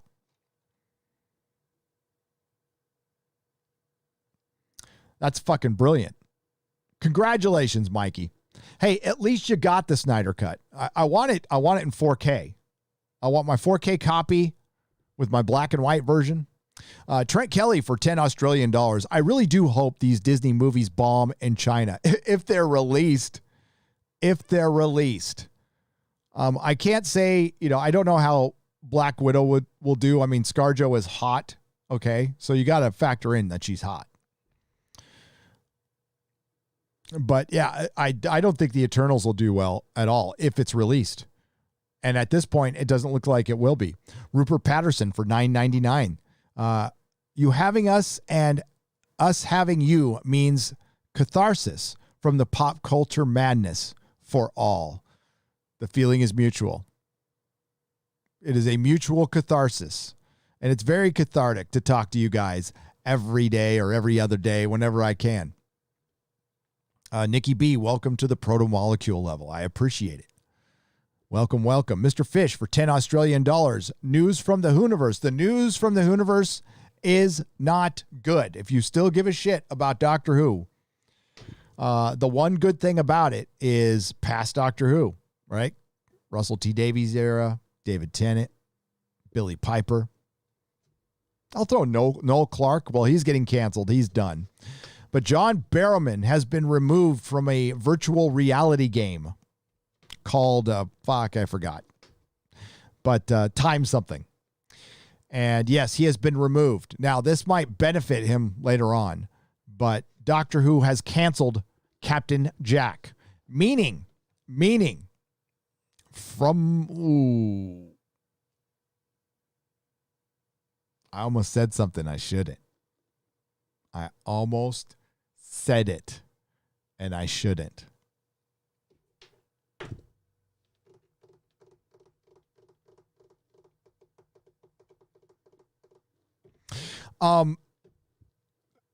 Doctor Who is not in a very good place right now.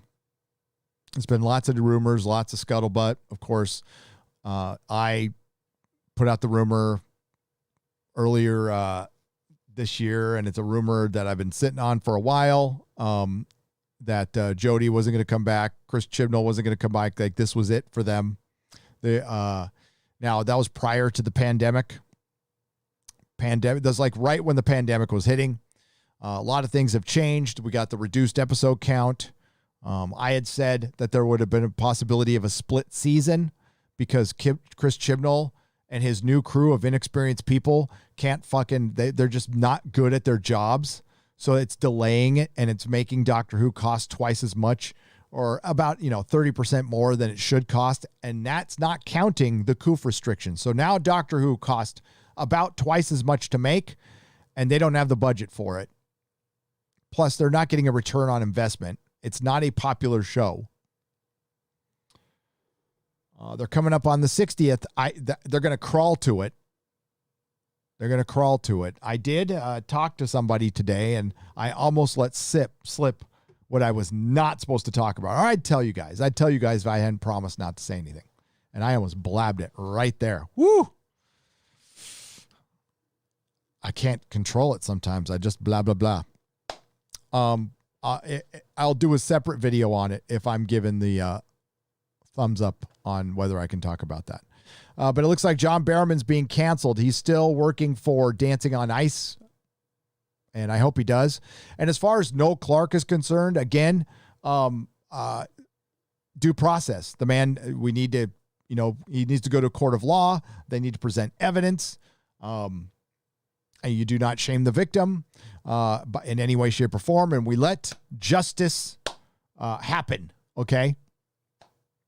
And if he's guilty, then throw the book at him, Sandman says, Run Runner for 5 Canadian pesos. Hollywood eating itself is the most entertaining thing that they have done in years. I agree with you, Gary. Popcorn time. It is fucking popcorn time. Divide and conquer. They want us divided. Divided by race, class, religion, politics. Learn, says David C. for £5. Absolutely. And that Disney policy is absolutely dividing us. And Disney and Warner Brothers and Hollywood have been dividing us through the mainstream media, mainstream entertainment for the last 4 years.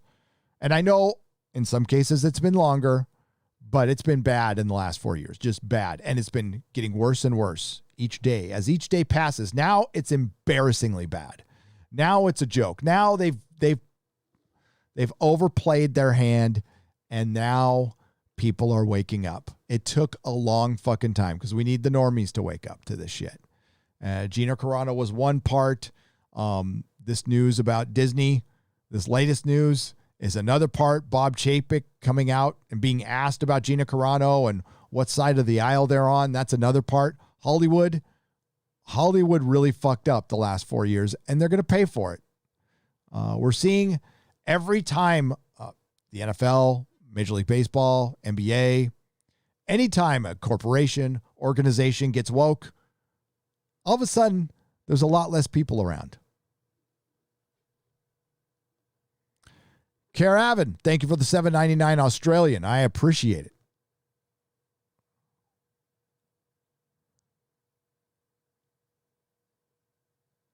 Homeschooling works great. Here is a lot of support out there for these days, says Kyle Joy for $5. Yes, I have a friend who homeschools, and there is. I'm down with the private school though, if we can afford it, of course. But we got him into a Catholic school in San Francisco, right? And then they locked everything down, and we worked our asses off to get him into that Catholic school. Mr. Happy Sack for $5. Gary, you're like the Richard Cooper of pop culture. You got a twin. I have a twin? Let's see what that is.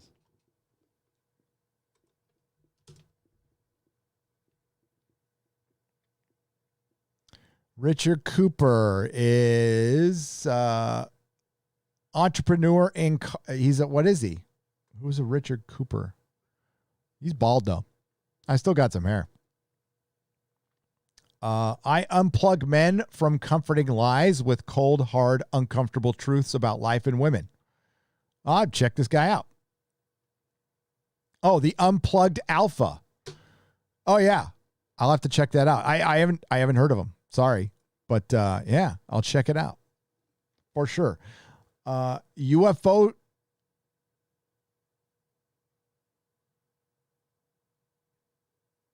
What's up? UFO table? UFO table. That's what it says. Greater than Disney. Says Ruvel Aravada for $2 Australian. I don't know what that means, but like I'm into UFOs. I am. Geekology. Welcome to the proto-molecule level. And Shane, welcome to the proto-molecule level. You are both very welcome. Thank you for supporting the channel. Chris Coran for $2. Shout out to Drunk 3PO and Jay. Shout out to Drunk 3PO. Welcome to the rebellion. It was nice having him over to the house. I liked it. It was cool. Oh, did I see Mexican Iron Man? Órale! Órale, vato!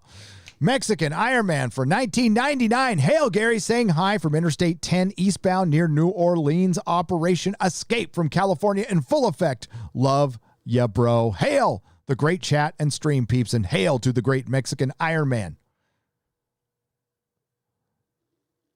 Crisis in Infinite Tijuanas, XC Delia FM, Baja California, Mexico.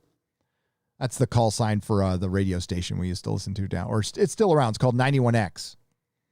It was like the new, well, first it was the rock of the 80s, then it was new wave, and then it became alternative. And now it's classic rock, and it plays the same shit that I was listening to when I left San Diego damn near 20 years ago. Empers NM for $1.49. Thank you very much. And Wicked Plumber for $20 says, hail, Gary and chat. Just FYI, Echo Base Network will be doing a live stream with the author of Heart of the Jedi this Saturday. I'll be watching. Oh, cool. Go check it out. What time? What time on Saturday? I'm sure Echo Base has it on their schedule. Go check it out. But yeah, that's awesome. Octopus Prime, welcome to the proto-molecule level. I appreciate it. When they stop talking about race, etc., then we can treat each other as people. Yes, that, Dan, God, yes, that's where we achieve normalization. See, I want normalization. It is, to me, being gay is not a big deal to me. I don't trip.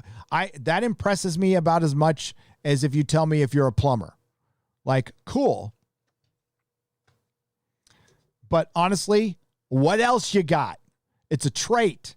It's not your entire identity. That would be me it's like if YouTubing was my entire identity. Well, that would suck. I'll be in for a lot of disappointment in life if that is my entire identity. It's an aspect. It's important. Nobody wants to minimize it. Just like being trans, okay, what else you got? I'm not too concerned about it. You be you. By all means, you be you. Free expression, free speech. I'm all for it. I don't have to like everything you say. I don't have to like everything about you. It doesn't mean I'll hate you. And guess what? You don't have to accept me, and I don't have to accept you. We can tolerate, but I don't have to accept. And again, and respect has to be earned. And we owe each other basic respect. Like the first time I meet you, I'm not going to go, hey, dick, but most of the time we owe each other jack shit, and life doesn't owe us shit either. It only owes us death. That's our equity of outcome. Paul Johnson for £5. Thank you for the super sticker. You're incredible. Best time is now for $4.99. Gary, is Vegas still on in August? Yes, absolutely yes. We are looking for places to have our shindig. Could you remind us of the dates? Absolutely. August 11th through 15th It is during Star Trek convention. I will be attending the Star Trek convention, hopefully with the I Stand With Vic t-shirt, just to piss them off because they banned Vic Mignogna based on accusations with no evidence to back it up. So I will go there just to be a little thorn in their side, but I'm also going to go there and probably go check out the Star Trek stuff I like. Not there to cause any trouble, just wear a t-shirt, that's all. But it's August 11th through 15th, and check out the Star Trek Las Vegas website for info. Do not buy the $1,000 package. It's a total ripoff. If you can afford it. Just get the daily ticket for like $75 or $80. That's the only one you need.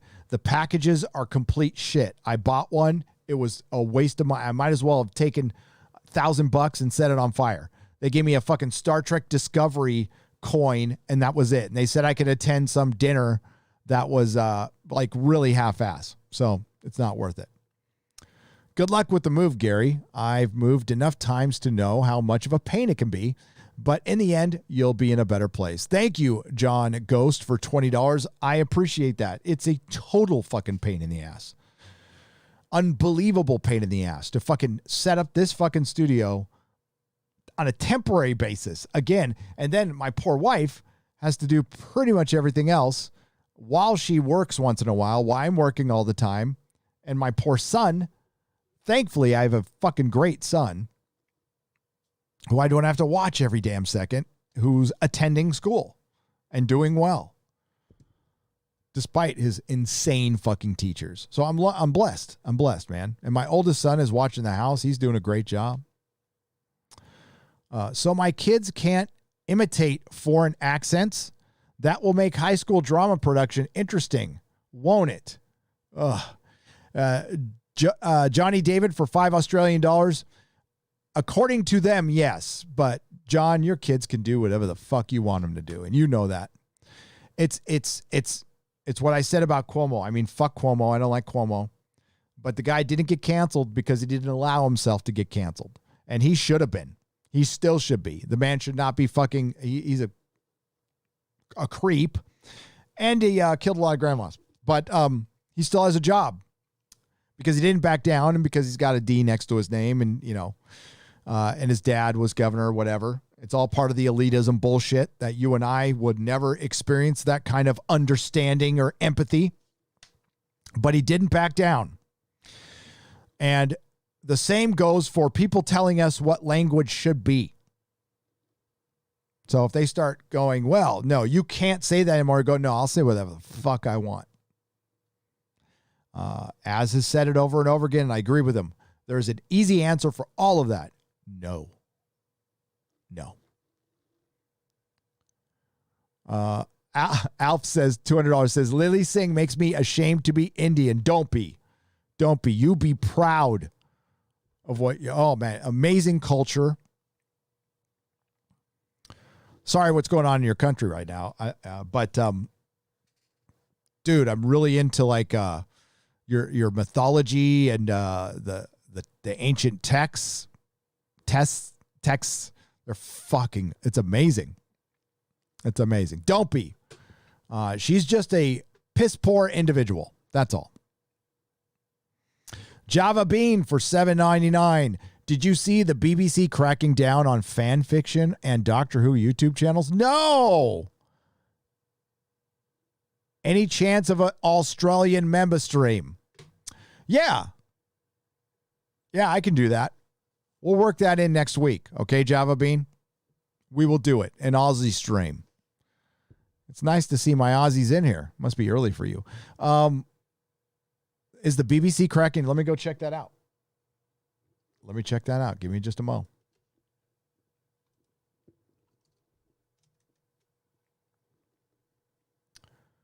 Let's see. I don't need the doubled up. There we go. Let's see. Doctor Who fanfic.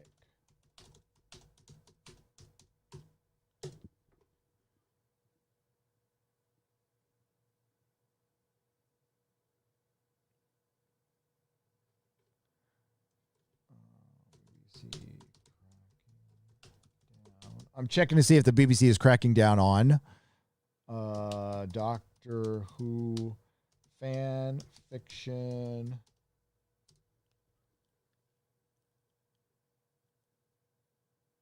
Yeah, I don't see anything. Hey, Java Bean, if you could DM me or email me an article on that, if there's an article on that, I would love to see it. I would love to see it. I haven't heard that. I wouldn't be surprised. I'd be more surprised that if people were actually making Doctor Who fan fiction at this point. Like, who gives a fuck? I mean, that would be the best option, to be honest with you.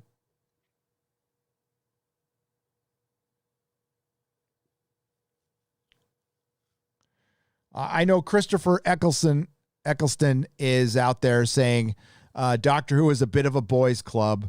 I wish this guy would just shut up and act.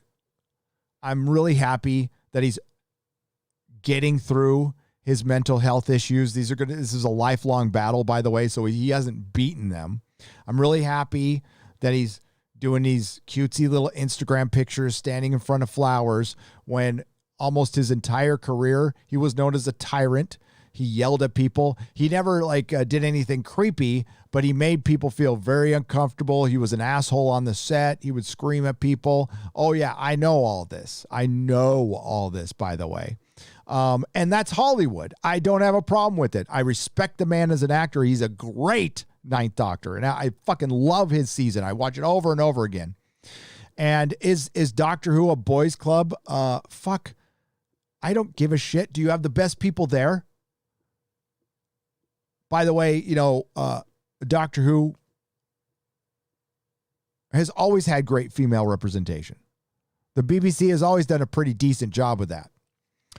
But to come in the 11th hour and all of a sudden start, saying Doctor Who should do this and do that after you wouldn't fucking have anything to do with it for a decade. And the first thing you do when you come back to the fandom is have your fucking hand out for $90 for an autograph. It just sounds like you're the same Christopher Eccleston who talked shit about the Marvel movie. You were just, after he was in Thor, Dark World, he talked a bunch of shit about the director and the production. Talked a bunch of shit about BBC. Talked a bunch of shit about all the productions he was on. Talked shit about fucking G.I. Joe. Talked shit about Heroes. Nobody wanted to work with the guy, and apparently it was because he had mental health issues, obviously, and he's still struggling from them. And I would just recommend focus on making yourself a better person and not talk about what's wrong with everybody else. Usually, especially in the early time of recovery, first 90 days, first couple of years, don't get in a relationship and don't worry about anything else. Just be grateful. He should, and he sounds grateful that he's back. And I'm very happy that he's got a working gig and he's getting paid and he can feed his kids and pay his mortgage. Nothing against him for that. I'm personally not going to buy anything from Big Finish because I'm not supporting this fucking organization that has done this to the fandom, that has told me, damn near personally, to fuck off repeatedly. They don't like me over there. I didn't think they even noticed me, but and I'm not the only one they don't like. I've got company. But I want Doctor Who to be better. I want it to be a good show that makes everybody happy. I don't think you should be worrying about representation. I think you should be worrying about finding the best writers right now, finding a new doctor that can be the best doctor possible, and praying you could win back 1/10 of the audience that you lost because you're not getting everybody back.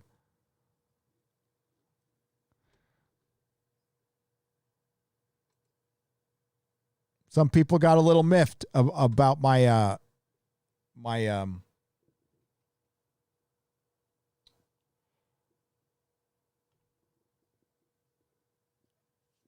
Christopher Eccleston stance. Again, I am separating personal life from professional. Happy for the man that he's gotten through his very real struggles, which was an eating disorder. And I think it's real fucking cool and brave that a man came out and talked about an eating disorder. You don't hear men doing that very, very much, and that's good. That's what he should be focusing on. Instead of going, this is what makes me feel like it might be, I don't know, bullshit. Because I've seen this again and again and again. And there might be a lot of young fans who are following Doctor Who who are buying this hook, line, and sinker. And I'm going to wait and see. I'm not going to judge the man, but I'm going to wait and see. I don't know. I'm old. I've been around. So I've seen actors, rock musicians come out and, oh, I went to rehab and I had some mental issues, which does not excuse you from being an asshole. It just means you're improving yourself. Now, I haven't read his book. Excuse me. I'm sorry. But if he's come out pretty humble and said, listen, I was a dick to everybody and I'm sorry, that's great. That's fucking awesome. That's great progress. And I commend him to the end of time for that. But you know what? Doing this stuff right now stirs up the fandom. It doesn't help, Chris. Chris, you want to help the fandom? Christopher Eccleston, you want to help the fandom? When somebody asks you a question, go, I am just grateful to be here back at Doctor Who. And it's my hope that I can bring in more fans because I know it's struggling right now. And if I can do whatever I can to help make this a fun place to be, that's what I want to do. Anything other than that? Oh, Doctor Who's the bit of a boys club. Dude, shut up. You just got back.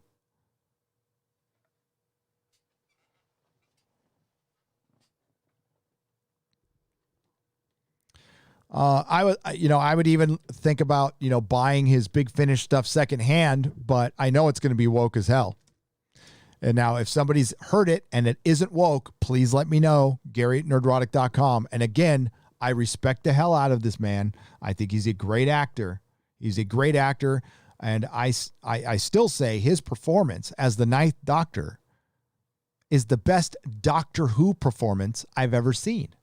As far as a performance of a character that is suffering from PTSD after, the Time War. It would have been so cool. It was great that we got John Hurt as the War Doctor. But how cool would it have been if that was Christopher Eccleston? How would that have hit you? If you're not a Doctor Who fan, you don't know what I'm talking about. But if it was Christopher Eccleston in front of that button, you'd all been in tears. It'd have been an ocean of tears. And it still hit you with John Hurt because he's fucking great. One of the greatest actors who ever lived. May he rest in peace. And hail the War Doctor. But how cool would it have been if it was him? There wouldn't have been a dry eye in the fucking house. Yeah, Ninth Doctor actor Christopher Eccleston claims Doctor Who is a bit of a boys' club, suggests series needs more female representation. You know what? Yeah, it does. I agree with you. It needs more female representation in the ratings. It needs more male representation in the ratings. More kids, more adults, more everything. It needs more everything in the ratings.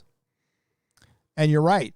One of the biggest things that's missing from the ratings, Christopher Eccleston, is the female representation. Because a lot of the female audience has been chased off. Because you know what women like to see? Handsome men.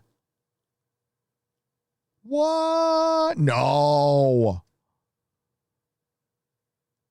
Did you know more women went to see Aquaman than Captain Marvel? I wonder why.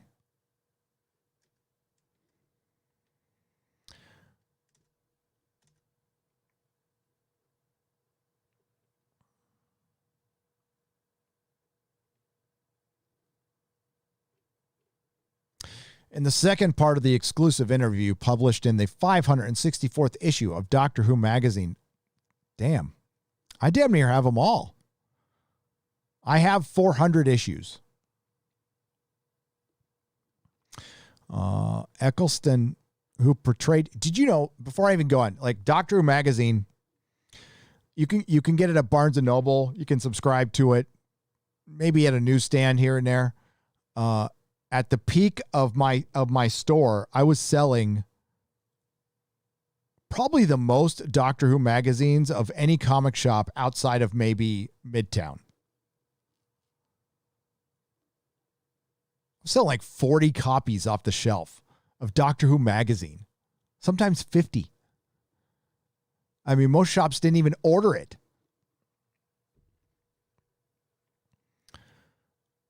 And you want to know why? Because I wouldn't shut the fuck up about Doctor Who. I love Doctor Who so much. It would be on in my store all the time. And yeah, we talk about superheroes, but then we'd start talking about what was on the screen in my shop. And then that customer walked out with a Doctor Who action figure, a couple of Doctor Who comics. I was selling Doctor Who comics, property comics, which don't sell. I had 100 subscribers to Doctor Who, the comic book. Because nerds, we love to share what we love. But we're constantly getting spit and shit on. Eccleston, who portrayed the series Ninth Doctor upon the revival in 2005, first turned to the subject of female representation on Doctor Who by explaining how he would very much like the Doctor to meet English suffragette Emily Davidson, who threw herself in front of an Epsom Derby winner and was one of the forerunners of the feminist movement and a martyr for it.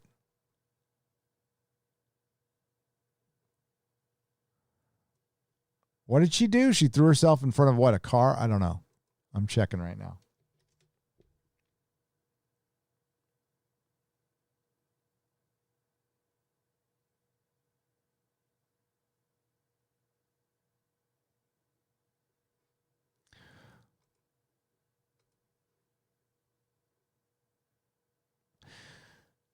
That sounds fun. I think that would be extraordinary for him to mix with her, and Emmeline Pankhurst and explore that, you know. It's great that we now have a female doctor, and I think we should take that further in the way that we look at history.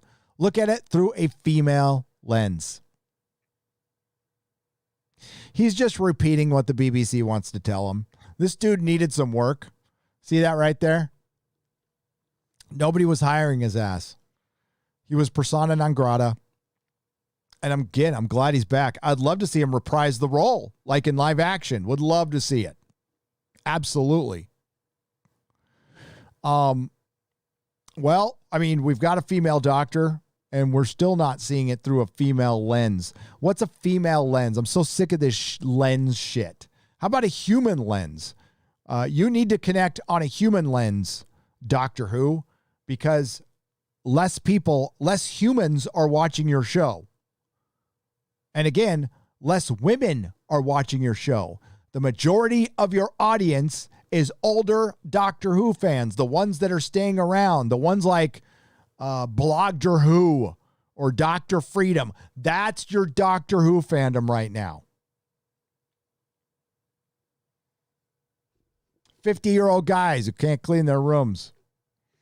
Eccleston then asserted Russell T. Davies' writers, the Doctor, as one Doctor. Stephen Moffat writes him as another.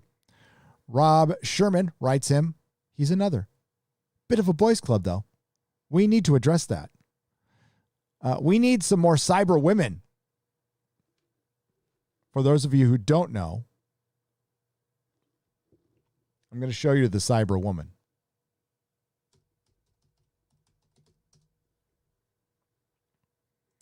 I'm down with more of the cyber women.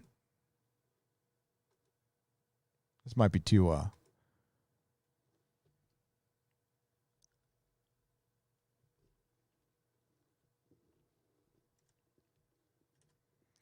Cyber woman. Ladies and gentlemen, from Torchwood. I actually have an action figure of this. That is some good representation. It was a terrible episode, by the way. Fucking terrible. But that's a cyber woman.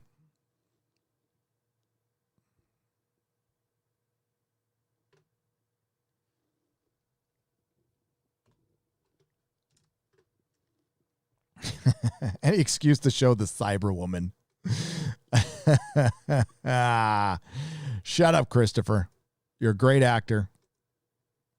I still respect you. I get what he's saying. Again, he's like, I'll do what. Think about Winston. When Winston got his job, what did he say? There's a good paycheck in it. I'll believe in whatever you want. I'll believe in whatever you want. Where was I? I think I want tacos tonight. I do. So tell you what. Oh my Lord. Hang on. I see him. We got two $200 super chats back to back. What the hell? And I was thinking about tacos. I was daydreaming about tacos. I was living in San Francisco for 18 years. I was away from my homeland of San Diego, where the best Mexican food is. And I'm still trying to make up for 18 years of not having tacos. I will get to the Timothy Sullivan. I will get to your donation in just a moment, sir. But we need to get to. That's just not popping up at all, is it?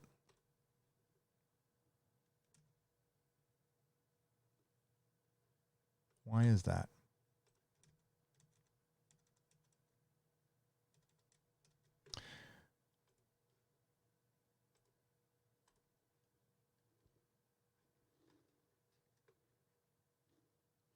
All right. So we got George Moilo for $200.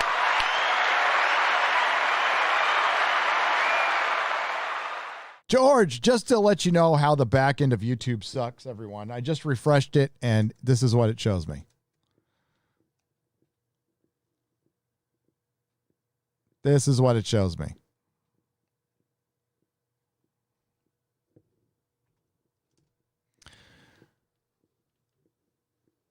The only thing more dangerous than facing down a corrupt system with unlimited resources like Hollywood is the corrupt system facing an awkward fan base who realize,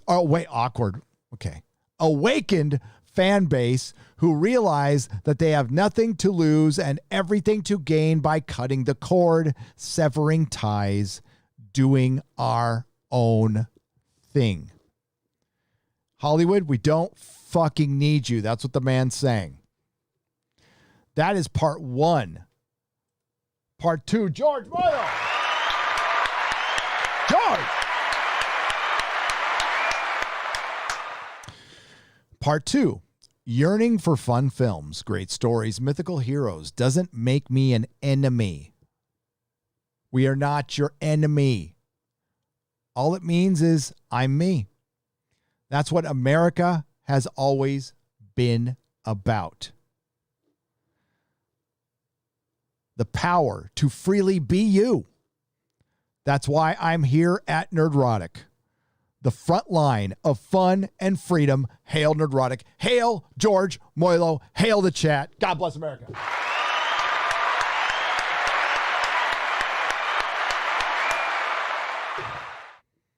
The freedom to have fun. Enjoy some boobs, a nice ass, or whatever the ladies like. Just have fucking fun.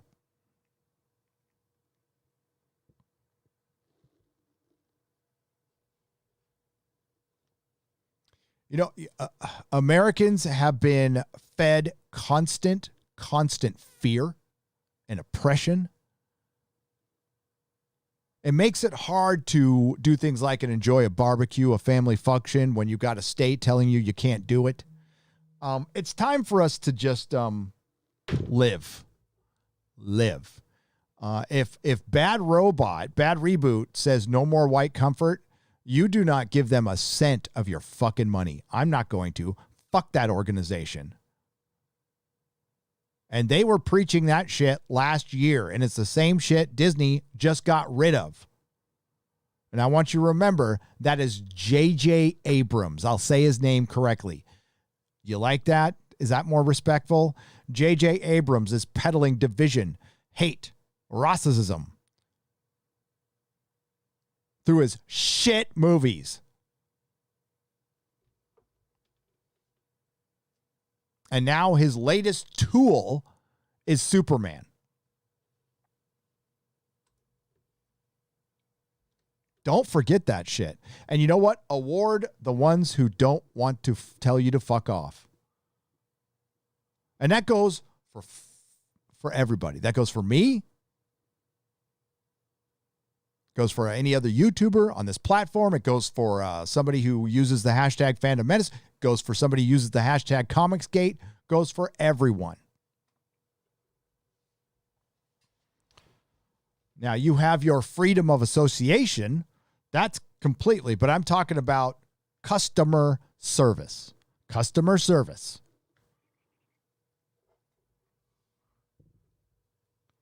And keeping your eye on the prize. That goes for me. Keeping your eye on the prize. And that prize is not anybody here in the chat. It's not some Twitter handle with an anime logo and 5 followers that called me an ist or a phobe that I need to present every 5 minutes. Don't give a shit. That's not my problem. It's not my concern.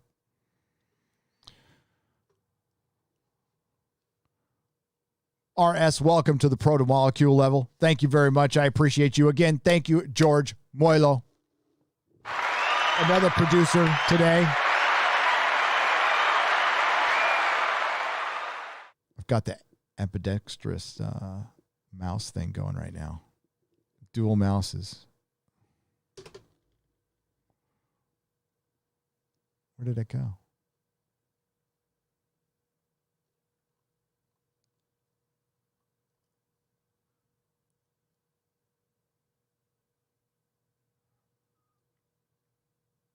And also David Harvey. Wanted to thank David Harvey again for a $500 donation about an hour ago. Timothy Sullivan for $5. Gary, I heard that Overlord DVD says Kathleen Kennedy is leaving Disney to go save Doctor Who. True story.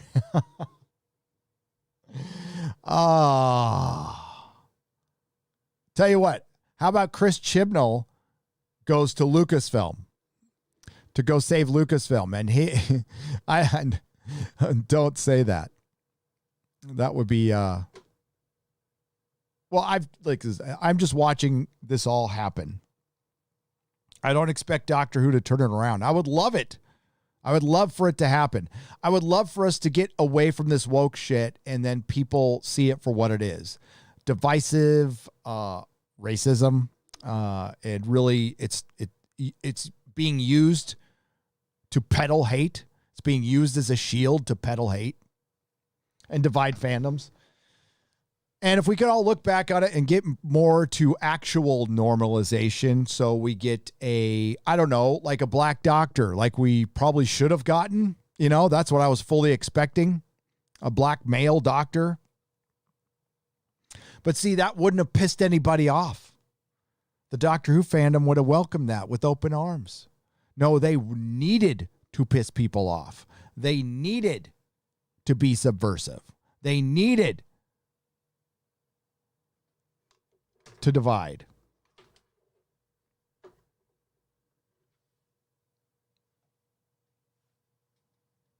Thank you, Timothy Sullivan, for the $5. Hardwick Benthal for $1. John Romita Sr.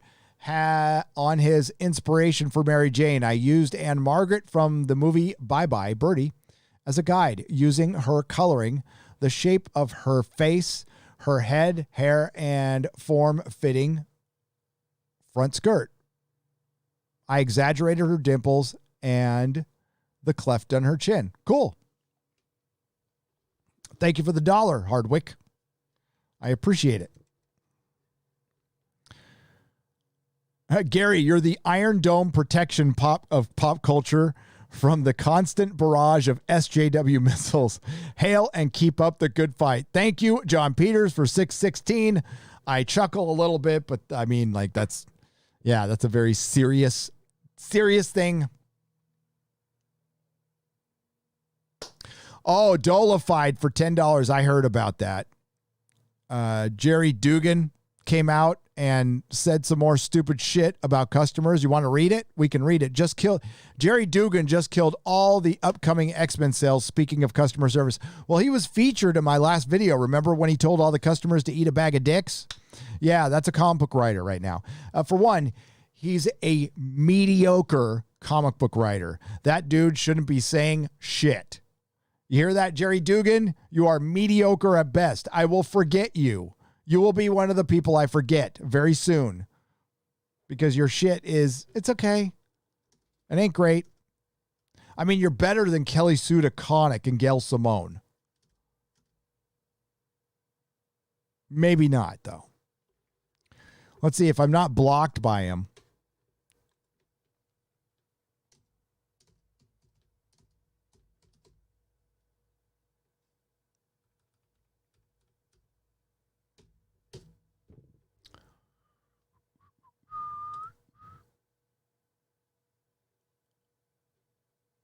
Well, I can't. No.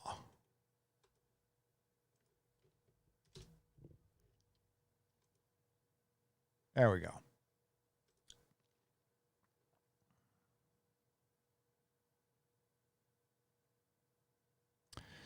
Let's see. What did he say? How long ago did he say it?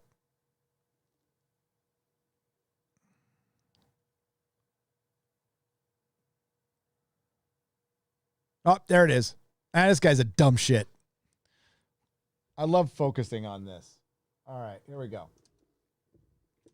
Here is Jerry Dugan, and here is an example of modern comic industry customer service, because they don't think they're in the business of customer service, although they want to talk to you every day.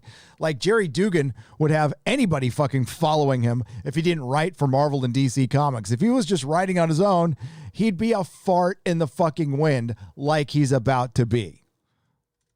Let's see. How many followers does Jerry Dugan have? He's got more than me. There you go.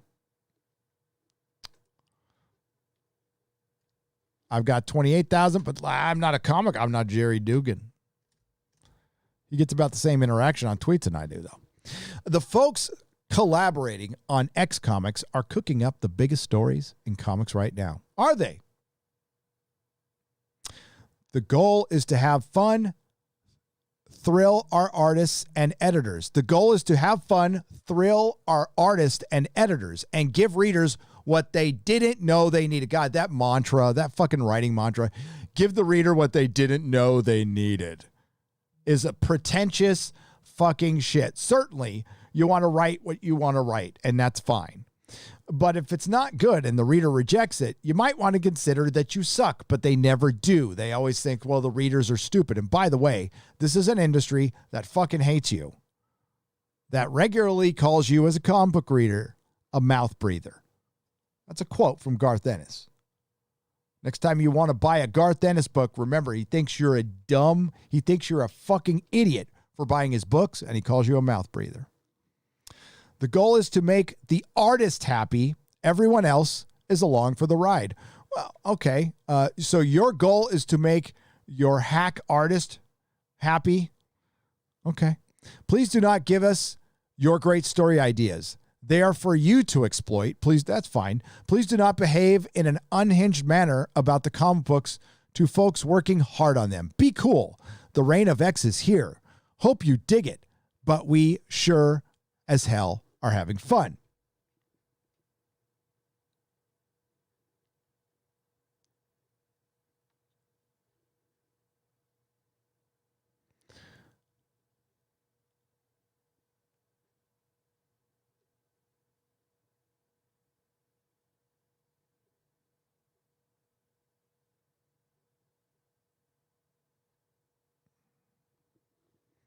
It's better than saying eat a bag of dicks.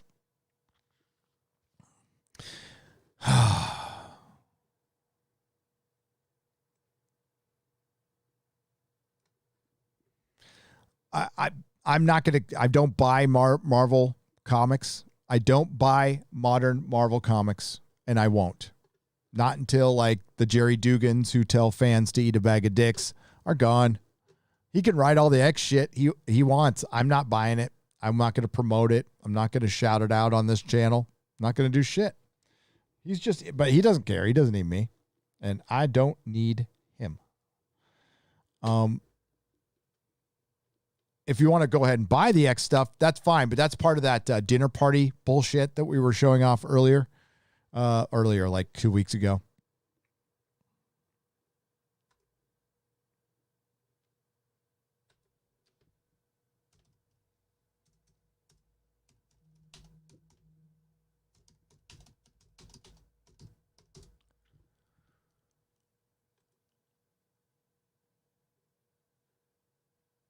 Tweet is gone. Let's see. I'm trying to find it.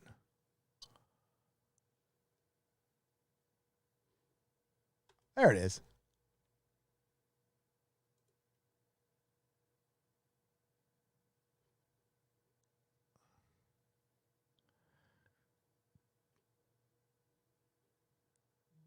There it is. The tweet's missing, but here, I can show this.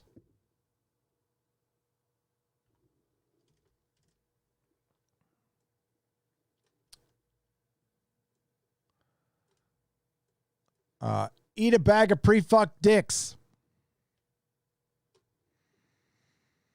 That's Jerry Dugan right there.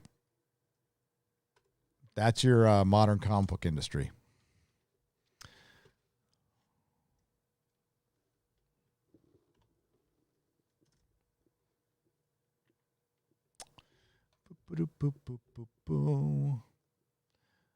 Jim the Skeptic for $5. Johnny Carson was the best. Move the cat. Please sell me that hat. Hail Nerdrotic. These hats will be available soon. The Gray's hat, we're making more. We also have hoodies available. I got to talk to Mrs. Nerdrotic how we're selling those, though, before I blast it out. Hardwick Benthau for $1. If I send you a package in the mail, do I have to address it to Nerdrotic, or can I address it to Gary Beekler? The post office people over here might not understand what Nerdrotic is meant. The wrong idea. Hardwick, no, you address it to my name. You know my name. Address, that's great. The P.O. box is available on the About section of this channel, or you can find it on nerdrotic.com. I should put it in my description. I always forget. But yeah, just Gary Beekler is fine. Absolutely fine. Thank you.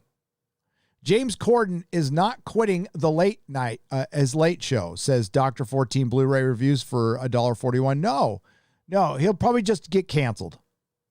None of them quit, by the way, Dr. 14 Blu-ray reviews. They say they do. Ellen didn't quit.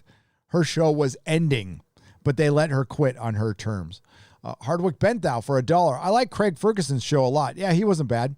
He had a great sense of humor and camaraderie with his guests. He quit while he was still on top just before everything started going woke. I think he should have been cast as the next Doctor. What I love about Hardwick is he likes to get maximum verbiage out of his chat. He will use up every... That's awesome. People are taking Gwyneth Paltrow's quote out of context. She was saying that she coped with quarantine by drinking too much and eating and binging. No, Gwyneth Paltrow's Hardwick. She's a dipshit. Don't defend her. She's a total dipshit.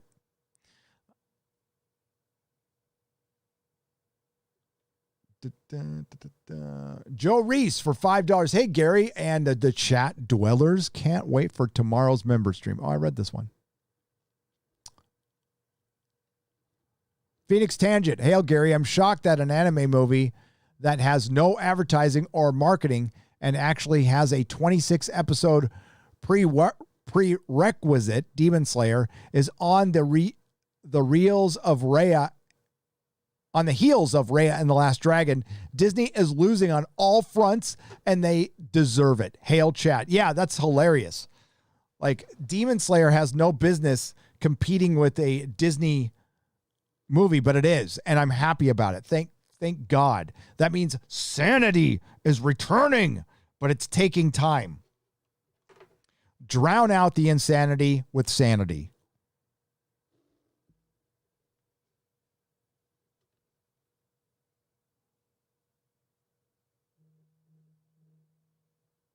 Dr. 14 Blu-ray reviews for $1.41. $1.41. You should watch Gavin and Stacey, and it's not woke. Gary, what do they teach in public school that you hate for $1.41? Critical race theory. They also made my son, who has special needs, write. This is just one of the many. One of his creative writing projects was to be about white privilege, and I've told the story. I went and shut that shit down. I shut that shit down. Fuck no. You don't tell my special needs son he needs to write about white privilege. Oh, my special needs son's going to tell you about his white privilege. Go fuck yourself, teacher. She's lucky I got in dad mode. So I didn't tell her to go fuck herself in every fucking hole, but I felt like it. I really did.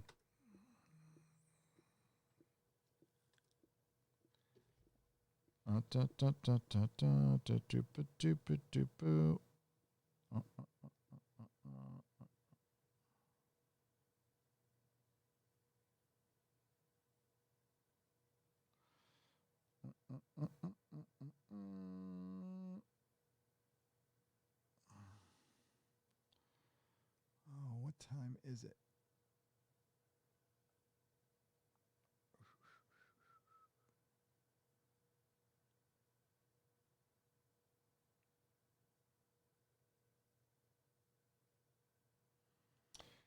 Yeah, I forgot to share this on Twitter. Oh, well, you know what? No noticeable difference. I will share it when it's back up on Nerdrotic Live. And thanks to the Modrotics for doing a great job today. Doing a great job. I don't fucking play. No, I don't. Not with that shit. Not with my kid. And not with any of this shit. I don't play around. If people want to play around, we can just handle business. I'm open to it. You want to really handle business? We can handle business. Two things to think about today. I try to think when I go to bed, I go, what did I learn today? What did I learn today? But I also try to wake up and remember, like once in a while, I'll wake up. I'm in a good mood. I'm going to make today my bitch, my fucking bitch. And then sometimes I'm like, there's not enough coffee in the world. And I'm going to try not to make, not to be this day's bitch. Not to be this day's bitch. But two philosophies that I like a lot. Not philosophies, they're just sayings. Don't let anyone slow your roll. Anyone or anything slow your roll. If people are out there, working against you, and like especially when it's when it was employees at the comic store, I've had to deal with this shit all the time. Okay, I've been an employee, I've been a boss, and had employees who, for some reason, our relationship started out great, and then it wasn't. Don't know exactly what I did. I've always pretty open about like letting them have their say and paying them top dollar, not really being a dick about like being there on time or anything. It was a comic shop. I didn't give a shit. I was never really that on time, so I didn't care if they were. But they would get resentful. I don't know. It was the attention I was getting. It was my shop. I don't know. Whatever it was, it got ugly. And then I'd have to show them the door, and it sucked. It fucking sucked. I hated every second of that. But they were slowing my roll. We were successful, and somebody wanted to be unhappy because they weren't getting enough attention or whatever. I don't fucking know. Don't care. Slowing my roll. And then followed shortly by, don't let anyone slow your roll. Followed shortly by, don't ask questions you don't want to know the answers to.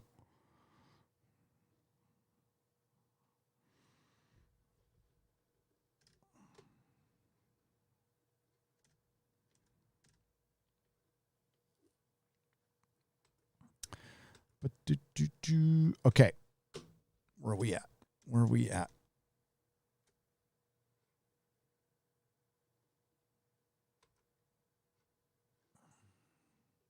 The new trailer for Superman and Lois, which returns this coming Tuesday. So excited for an actual good show to be back on TV. Strongly hoping this doesn't go woke. I am too, Super Nate. I am pretty excited about the show. And hopefully we will, it will not go woke and it won't be a big bait and switch, right? That would be my hope. Hopefully Venture Brothers doesn't go woke. Let's celebrate a little bit. Let's do a little celebration.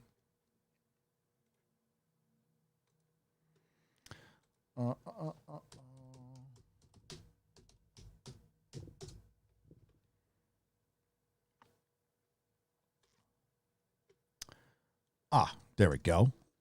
There we go.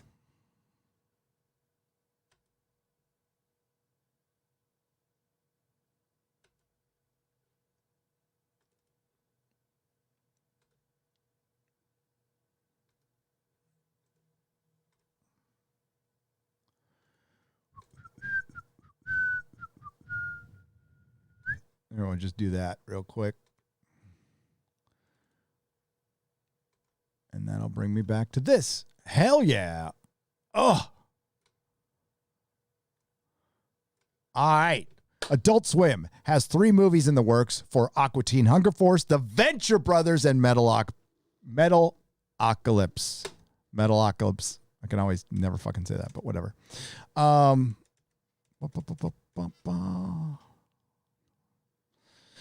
3 popular Adult Swim series are getting a feature take. Aqua Teen Hunger Force, Metalocalypse, and The Venture Brothers. Yes. Rather than send the movies straight to Adult Swim's sister HBO Max, immediately the pics will get a release worldwide on Blu-ray. Oh, nice. And electronic sell-through with a 90-day exclusive window before hitting the streaming service on Adult Swim. All 3 of the series were some of the first original productions to air on Adult Swim. Leveraging the power of Warner Media allows us to deliver, shut up Warner Media, content to our amazingly dedicated and not so shy fans while also giving our talent. Oh, really? How come you don't feel this way about the Snyder Cut fans, Warner Media? Huh? Our talented series of creators and opportunity to tell stories in a new and interesting ways. Well, Jackson Public, one of the best, man.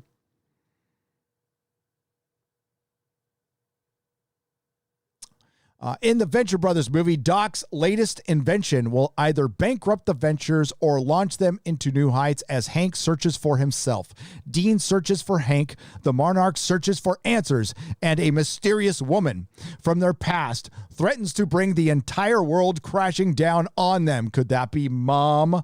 Venture, The Venture Brothers is created, written, and executive produced by Jackson Public and Doc Hammer. The Venture Brothers premiered originally as a pilot in 2003, with the first season airing in August 2004. The series aired 7 seasons and 4 specials over its 15-year run and was one of Adult Swim's strongest running series alongside Robot Chicken and Aqua Teen Hunger Force. It is, without question, one of the best written shows, period. Best characterization. It's funny as hell. It's not woke yet. It left on a giant cliffhanger. No word yet when we're getting this stuff, but we're getting it. That's all I got to know. All I know, and I'm fucking happy about that. Could not be happier. Sip of coffee for the working woman.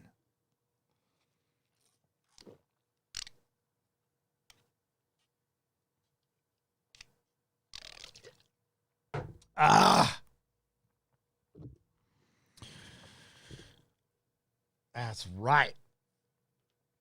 What are we getting? Let's see what here. What do we get in the chat today?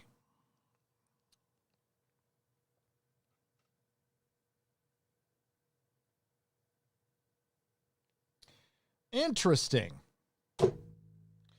Interesting. That's interesting.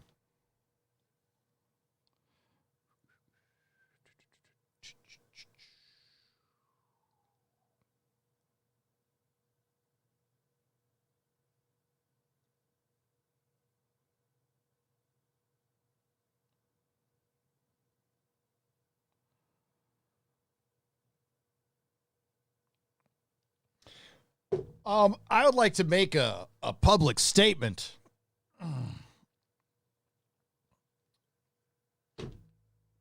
Concerning live streaming. Live streaming is available for any channel on this platform. I do not believe there's any restriction on when anyone can live stream. There's a restriction on how long we can live stream, but there's no restriction on when we can live stream. Now, I work by what's called my own schedule, which is a little erratic. It's a little erratic because, like I stated earlier, I take each day as it comes. I have plans. I was supposed to meet with X-Ray Girl at 2:30. I had to change it because I had to do this live stream because a bunch of stuff happened from yesterday that carried over into this day, and then I had to feed my kid. I don't want to bore you with all this stuff, but this is why I don't really stick to a schedule outside of Friday Night Tights and the Inquisition. Now, I eventually will get to one after I move, but it's a big fucking internet. This is the second most searched platform on the planet. There is a girl probably doing fucking Minecraft with 60,000 people watching. And you know what? She's not stepping on me. You know what? Sometimes Tim Pool, sometimes Adam Sigler stream at the same time I do. It doesn't step on me. It doesn't hurt my channel. It's a big fucking internet. People can watch stuff at other times. I repost all my live streams. Once in a while, I make it members only, and that's only if it's like impromptu or something like this. But I start my live streams when they work out the best time for me.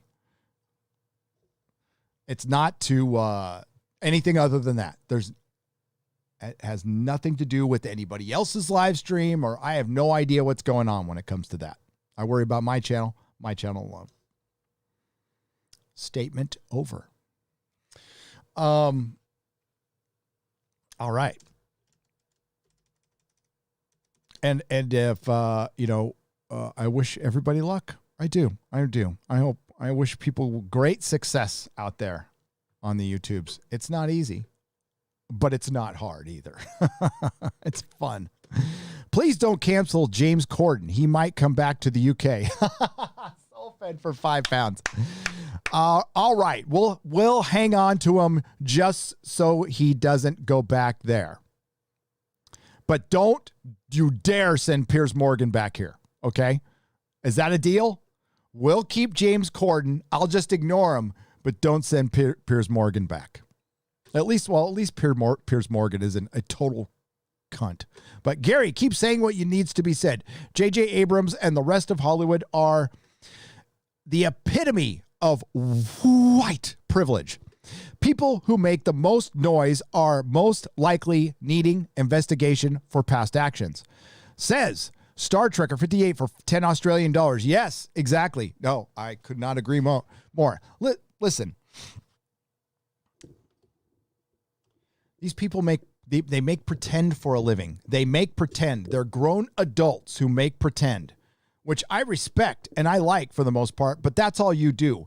Their self-importance has gone out of fucking control. We don't need them. We don't give a fuck about them outside of dancing for us. Dance for us, clown. That's all you need to do. You're the court jester.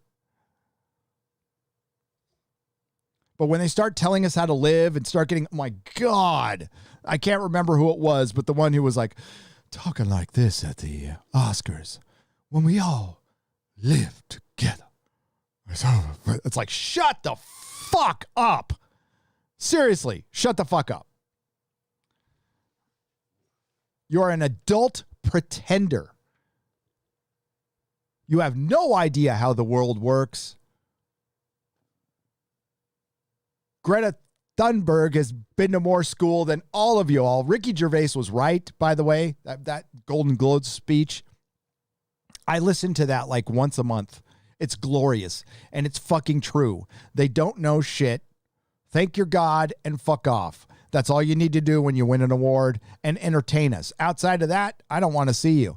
And if you do insist on being an asshole, then it's just going to hurt you, not me. Eventually, I can just walk away. I don't fucking need you. And neither do they. That's all.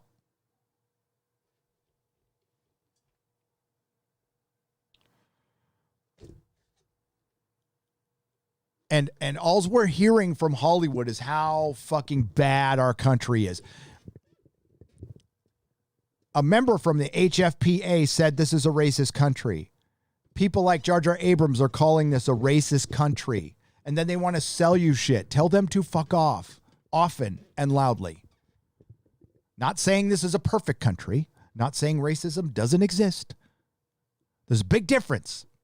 Big fucking difference. Than that and calling all your customers, all of my fellow citizens who just go about their lives, who think life is, I don't know, pretty good, actually. But all we're hearing from the millionaires and the billionaires is how shitty life is.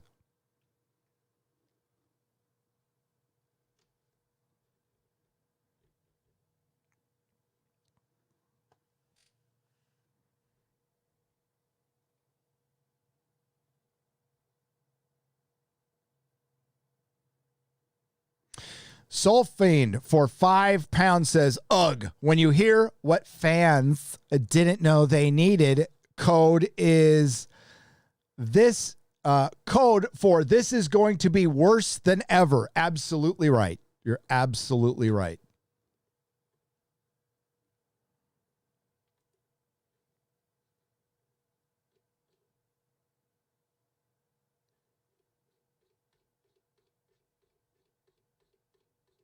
Oh, I missed that one.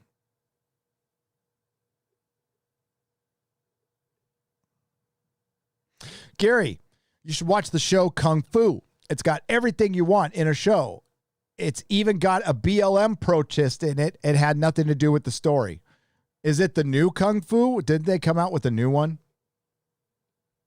I can't read who sent that. I'm sorry. I'll read. Thank you for the super chat. I can't see it. It's cut off. Here, I'll show you. It's cut off right now. I can't see it. But RS is a new member. Welcome, RS. How long have I been going? I can go for a little while longer. All right. We are going to... We're going to wrap things up. We're going to wrap things up because I was just said I could go longer, but I can't. I actually got to go. So I am sorry. Let me see if I can read that real quick before I go.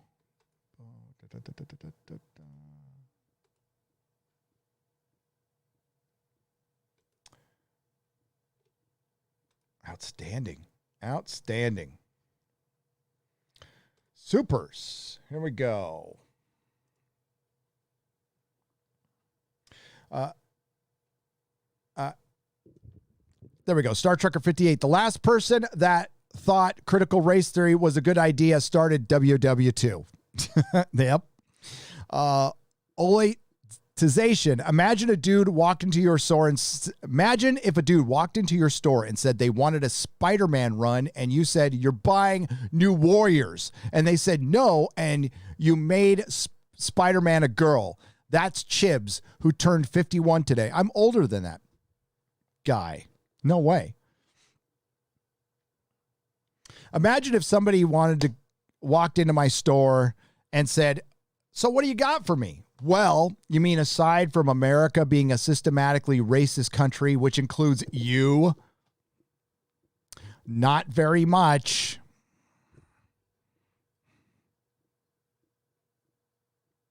Roger H., thank you for the thumbs up super sticker. George Moilo, thank you once again for the two $200 super chats. Canadian Citizen, love the fandom medicine, your content, absolute cultural heroes. My question, what's the story behind heel versus babyface's name? Is it just a baby stomping joke? Am I missing something? Yes. Canadian Citizen for 10 Canadian pesos. It's a wrestling term. So the bad guy is the heel and the good guy is the baby face. So it's a wrestling term.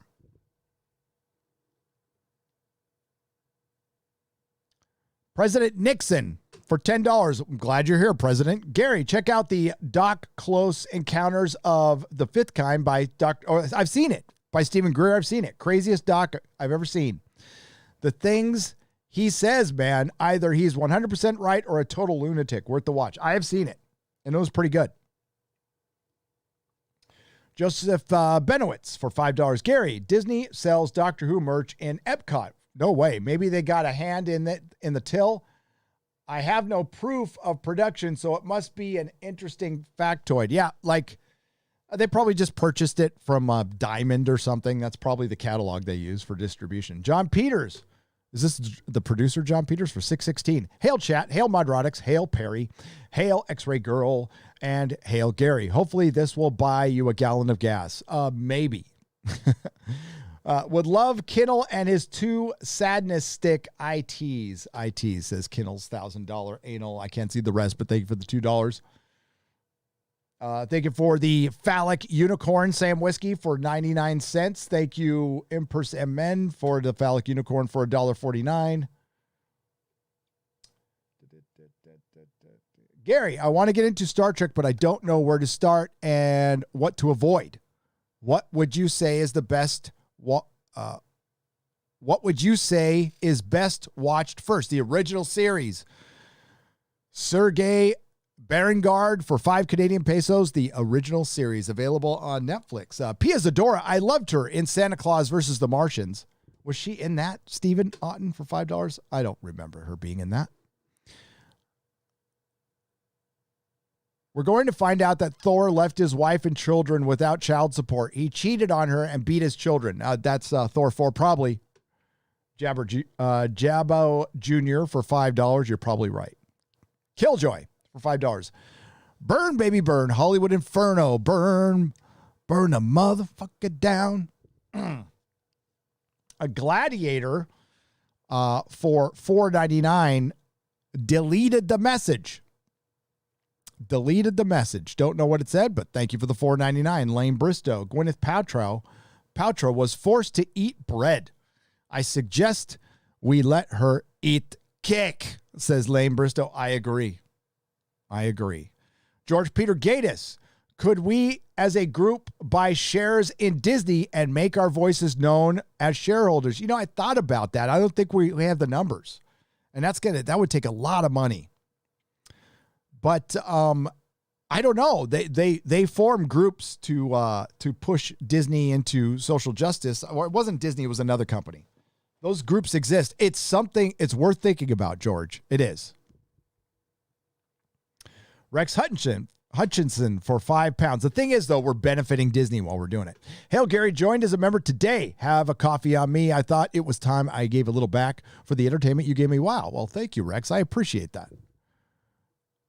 The people forgot how to fight, says Dan C. for £5. I agree. James Davis for $5. Waiting on foot reveal. Until then, I read Miracle Man. Foot reveal. God, I hope you're not talking about you. You don't want to see my feet. They just look like feet.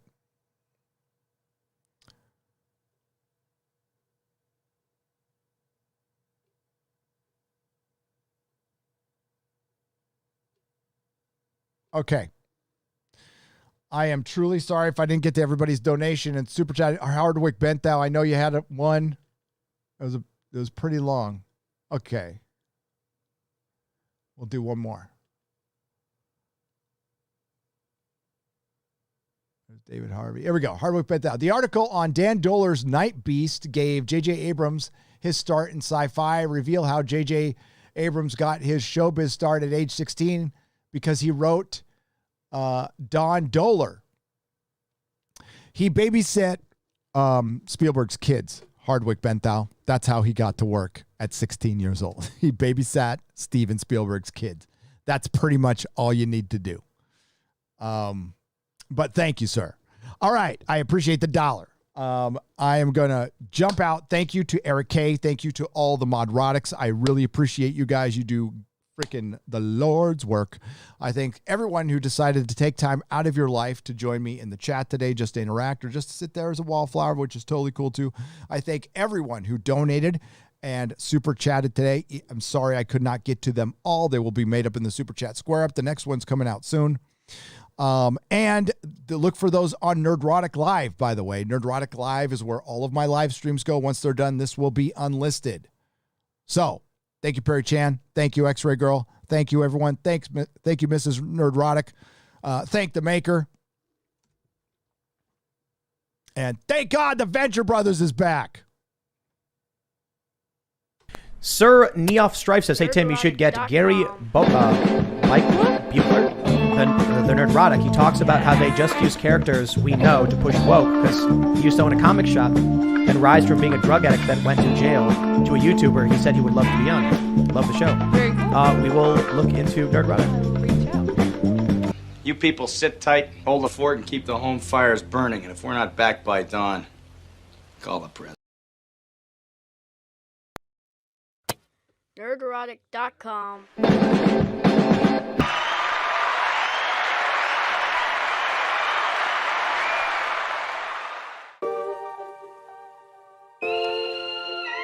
Thank you once again to David Harvey for a $500 super chat and George Moilo for two $200 super chats.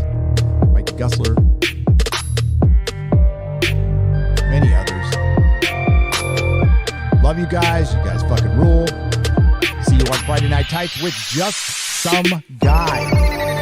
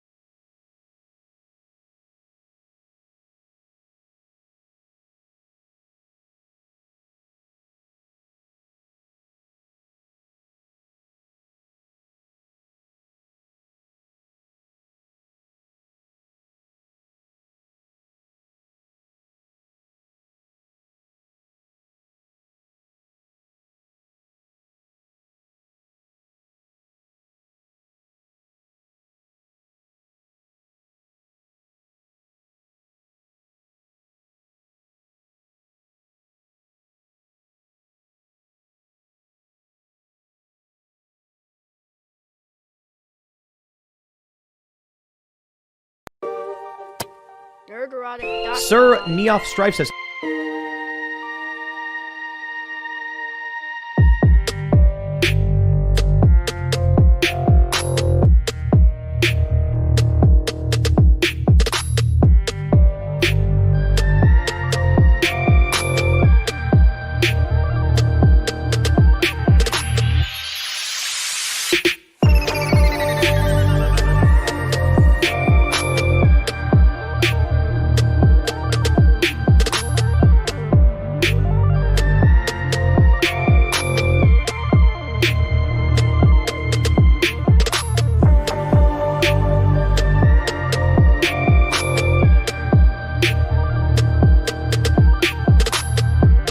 Sir Neoff. Can you hear me now? I thought I had sound on before. So we're going to read George Moilo's Super chat for $200. I heard it through my headphones. Damn it. Boomer. George Moilo comes in with $200 at the end. I'll read this again. Marvel Comics' Jerry Dugan detailed what the goal of the current and upcoming X-Men books are.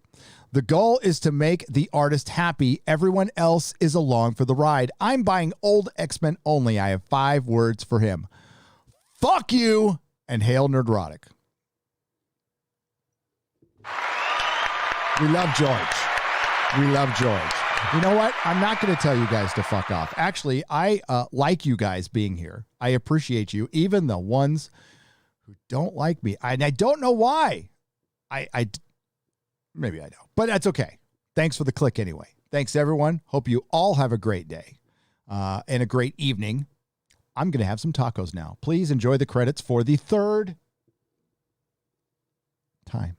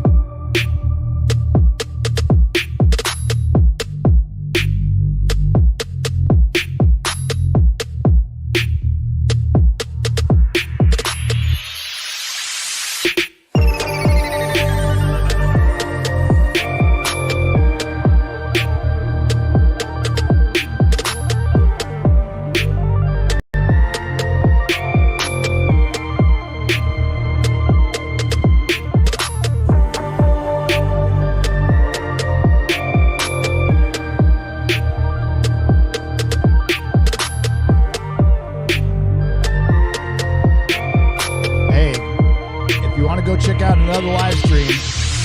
Check out Scott at the Sporking News Podcast. He's live right now. Tell him Nerdrotic sent you. He's a good guy, up-and-coming channel. Give him your support. I think I see 16 people watching right now. Let's get it up to, I think we can get back up to 30, can't we? Maybe 50? I don't know. It's up to you guys. Not telling you what to do, but I highly recommend it.